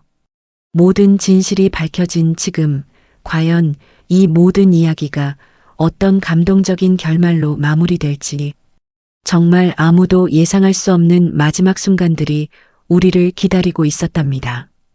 그 충격적인 진실이 모두 밝혀진 지 사흘 후, 저는 청담동 펜트하우스 서재에서 남편의 오래된 유품들을 다시 한번 꺼내보고 있었어요. 세월이 흘러도 변하지 않는 그리운 추억들을 하나씩 어루만지며 남편과 함께했던 그 소중했던 시간들을 되새기고 있었거든요. 특히 남편이 생전에 저에게 남겼던 마지막 유언이 담긴 편지를 다시 펼쳐보았어요. 수없이 읽어봤던 그 편지였지만 지금 이 상황에서 다시 읽어보니 새로운 깨달음이 밀려왔답니다. 누렇게 바랜 편지지에 남편의 친필로 쓰여진 그 글씨를 보는 순간 가슴 깊숙한 곳에서 뜨거운 무언가가 치밀어 올랐어요. 남편이 남긴 그 간절한 유언이 다시 한번 제 마음을 울렸어요. 우리 아들만큼은 제대로 바로잡아 달라는 그 절절한 부탁, 진짜 어른이 되는 게 무엇인지 깨우쳐 달라는 그 간곡한 당부가 마치 어제 들은 것처럼 생생하게 들려왔거든요. 돈이나 지위가 아니라 사람을 사랑하는 마음이 얼마나 소중한지 알게 해달라던 그 마지막 소원이 지금에야 비로소 이뤄질 수 있을 것 같았어요. 편지지에서는 은은한 먼지 냄새와 함께 오래된 잉크 냄새가 스며 나왔고 그 친숙한 향기가 마치 남편이 바로 옆에서 저를 격려해주고 있는 것 같은 따뜻함을 안겨주었답니다. 그 순간 저는 확신했어요. 지금이야말로 남편의 마지막 소원을 이뤄드릴 수 있는 진정한 기회라는 것을 말이에요. 바로 그때 현관문이 열리는 소리가 들렸어요. 아들 민호가 찾아온 거였답니다. 요즘 들어 그 아이는 거의 매일 저를 찾아와서 안부를 묻고 함께 시간을 보내고 있었어요. 평생 처음으로 어머니에 대한 진짜 사랑을 깨달은 후 그동안 놓쳤던 모든 시간들을 만회하려는 듯이 말이에요. 민호가 조심스럽게 거실로 들어오는 발걸음 소리를 들으며 저는 이 편지를 보여줘야겠다는 생각이 들었어요. 아버지의 마지막 당부를 직접 다시 한번 들려주는 것이 그 아이에게 진정한 변화의 완성된 모습을 보여줄 수 있을 거라고 생각했거든요. 서재에서 나와 거실로 향하면서 저는 손에 든 편지가 얼마나 소중한 의미를 갖는지 새삼 깨달았어요. 이것은 단순한 편지가 아니라 한 아버지가 자식에게 남긴 인생의 마지막 교훈이었거든요. 민호는 제 표정을 보더니 뭔가 중대한 일이 있다는 것을 직감했는지 조용히 소파에 앉았어요. 저는 천천히 그 편지를 아들에게 건네주며 말했답니다. 이건 아버지가 돌아가시기 전에 우리에게 남긴 마지막 편지라고 지금 다시 한번 읽어보라고 말이에요. 민호는 떨리는 손으로 편지를 받아들더니 첫 줄을 읽기 시작하는 순간부터 얼굴 표정이 완전히 달라지기 시작했어요. 처음에는 궁금함으로 가득했던 표정이 점차 충격과 감동이 뒤섞인 복잡한 감정으로 변해갔거든요. 편지를 읽어가면서 아들의 눈에는 점점 눈물이 고이기 시작했어요. 특히 아버지가 자신에 대한 사랑과 걱정, 그리고 진짜 어른이 되어달라는 간절한 부탁을 읽을 때는 목이 메어서 숨조차 제대로 쉴 수 없었답니다. 아버지의 그 깊고 진실한 사랑이 50년의 세월을 뛰어넘어 아들의 가슴을 후벼 파고 있었거든요.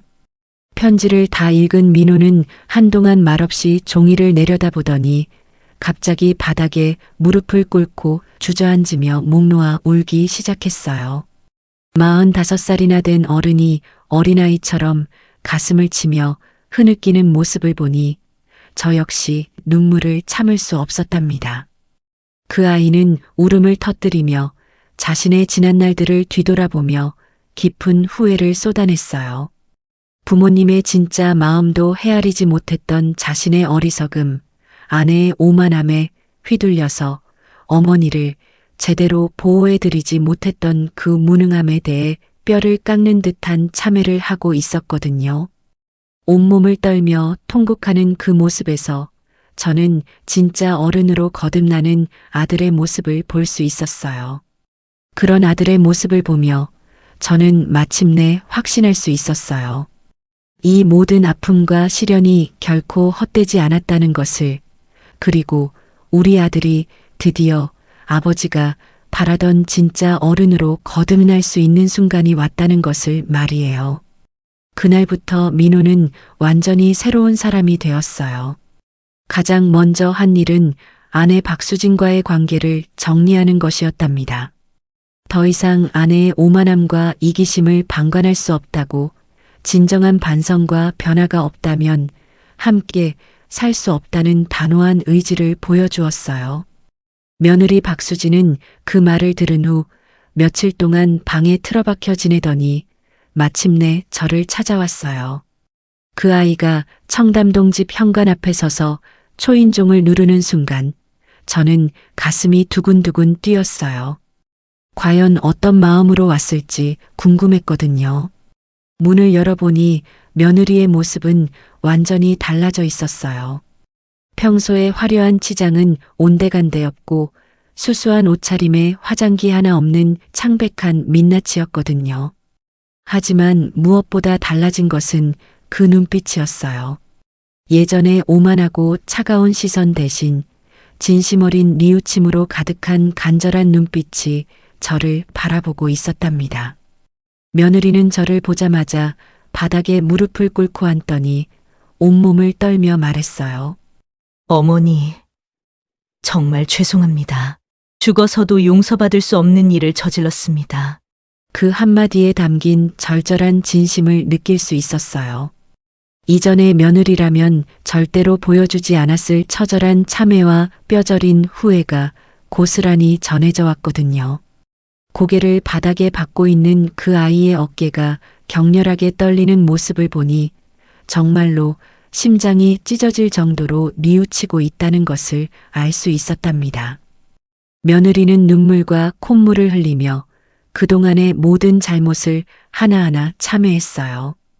추석날의 그 끔찍한 모욕부터 시작해서 평소 시어머니를 무시했던 모든 태도들, 그리고 제가 생사를 오가는 상황에서도 냉혹하게 굴었던 것까지 모든 것을 진심으로 뉘우치고 있었거든요. 마치 자신의 영혼까지 송두리째 내어놓는 것 같은 그 처절한 참회를 보며 저는 이 아이도 정말로 변할 수 있다는 희망을 품게 되었답니다. 그런 며느리의 사과를 다 들은 후 저는 그 아이를 일으켜 세우며 따뜻하게 안아주었어요. 그 순간 며느리는 제 품에서 어린아이처럼 울음을 터뜨렸고 저 역시 눈물을 참을 수 없었답니다. 그 따뜻한 포옹 속에서 우리는 서로의 상처를 치유하고 진정한 가족으로 거듭나고 있었어요. 그 이후로 우리 가족에게는 정말로 새로운 시작이 찾아왔어요. 민호는 아버지의 유언에 따라 대성 모직그룹에서 가장 밑바닥부터 일을 시작하기로 결정했답니다. 명예회장의 아들이라는 특혜는 일체 받지 않겠다고 일반 직원들과 똑같은 조건에서 일하고 싶다는 당당한 의지를 보여주었어요. 처음에는 공장에서 단순 작업부터 시작했어요. 기계 소리가 요란한 작업장에서 땀을 흘리며 일하는 아들의 모습을 볼 때마다 저는 가슴이 뿌듯했답니다. 45살의 나이에도 새로운 시작을 두려워하지 않는 그 용기가 정말 대견했거든요. 며칠 만에 손바닥에 굳은 살이 박이고 얼굴이 그을렸지만 그 아이의 표정은 그 어느 때보다 밝고 당당했어요. 며느리 박수진도 완전히 달라졌어요. 이전 회사에서는 더 이상 일할 수 없게 되었지만 대신 작은 봉사단체에서 일하기 시작했거든요. 경력도 학력도 따지지 않는 곳에서 정말 필요한 사람들을 도우며 새로운 삶의 의미를 찾아가고 있었어요. 특히 요양원에서 홀로 지내시는 어르신들을 돌보는 일을 시작한 후로는 며느리의 인생관이 완전히 바뀌었답니다. 치매로 고생하시는 할머니들의 식사를 도와드리고 거동이 불편하신 할아버지들의 산책을 도와드리면서 진정한 봉사의 의미를 깨달은 거예요. 어느 날 며느리가 저에게 이런 이야기를 털어놓더라고요. 요양원에서 지내시는 한 할머니께서 며느리의 손을 꼭 잡고 눈물을 흘리며 고마워하시는 모습을 봤다면서 그 순간 자신이 지금까지 얼마나 헛된 것들만 쫓아가며 살았는지 깨달았다고 하더라고요. 진정한 행복은 남에게 인정받고 출세하는 것이 아니라 진심으로 누군가를 위해 봉사할 때 찾을 수 있다는 소중한 깨달음을 얻었다고 말하면서 말이에요. 그런 며느리의 변화된 모습을 보며 저는 정말로 감사했답니다. 모든 시련과 아픔이 결국 우리 가족을 더 단단하고 아름답게 만들어주는 소중한 경험이었다는 것을 확신할 수 있었거든요. 민호도 공장에서 일하며 인생의 진정한 가치를 배우고 있었어요. 처음에는 육체적으로 힘들어했지만 점차 노동의 존귀함과 동료들과의 진정한 우정을 느끼며 그 어느 때보다 보람찬 나날을 보내고 있었거든요. 무엇보다 자신의 힘으로 벌어들인 첫 월급을 받던 날 그 아이가 보여준 뿌듯한 미소는 제가 평생 잊을 수 없을 만큼 아름다웠답니다. 몇 달이 지난 후 우리 가족은 다시 모여 추석을 보내게 되었어요. 작년과는 완전히 다른 분위기였답니다. 서로를 진심으로 아끼고 존중하는 마음이 가득한 따뜻한 명절이었거든요. 며느리는 새벽부터 일어나서 정성스럽게 음식을 준비했고 민호는 어머니를 도우며 함께 명절 준비를 했어요. 모든 것이 작년과는 정반대였답니다. 하지만 이번에는 진짜 가족다운 모습이었어요. 서로를 배려하고 아끼는 그 따뜻한 마음들이 집 안가득 퍼져나가는 것을 느낄 수 있었답니다. 식사를 하면서 민호가 조용히 말했어요. 아버지, 어머니, 저희가 이렇게 다시 진짜 가족이 될 수 있게 해주셔서 정말 감사합니다. 그 말에 우리 모두는 눈물을 글썽였답니다. 정말로 힘들고 아픈 시간들이었지만 그 모든 것들이 우리를 더 깊이 사랑할 수 있는 진정한 가족으로 만들어 주었다는 것을 깨달았거든요. 이제 저는 확신할 수 있어요. 돈이나 지위가 아니라 서로를 진심으로 아끼는 마음이야말로 가장 소중한 보물이라는 것을 말이에요. 그리고 아무리 늦었다고 생각해도 진심으로 변하려는 마음만 있다면 언제든 새로운 시작이 가능하다는 희망적인 진리를 깨달았답니다. 지금 저희 가족은 그 어느 때보다 행복해요. 민호는 회사에서 정말 열심히 일하며 진짜 실력을 쌓아가고 있고 며느리는 봉사활동을 통해 진정한 삶의 기쁨을 찾았어요. 그리고 저는 이 모든 것을 지켜보며 하늘에 있는 남편에게 떳떳할 수 있게 되었답니다. 진정한 가족이란 혈연으로만 이어지는 것이 아니라 서로를 진심으로 아끼고 존중하는 마음에서 비롯되는 것 같아요. 비록 나이가 들었다고 해서 우리의 가치가 줄어드는 것은 아니거든요.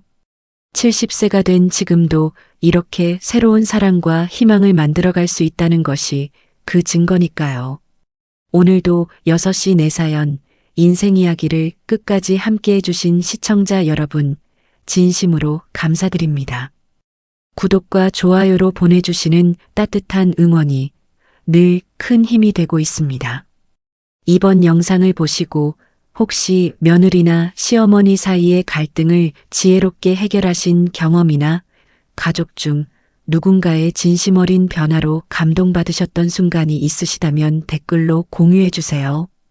여러분의 소중한 이야기가 다른 분들께도 큰 힘과 도움이 될 거예요. 여러분 모두에게 건강과 행복이 가득하시길 진심으로 기원합니다. 감사합니다.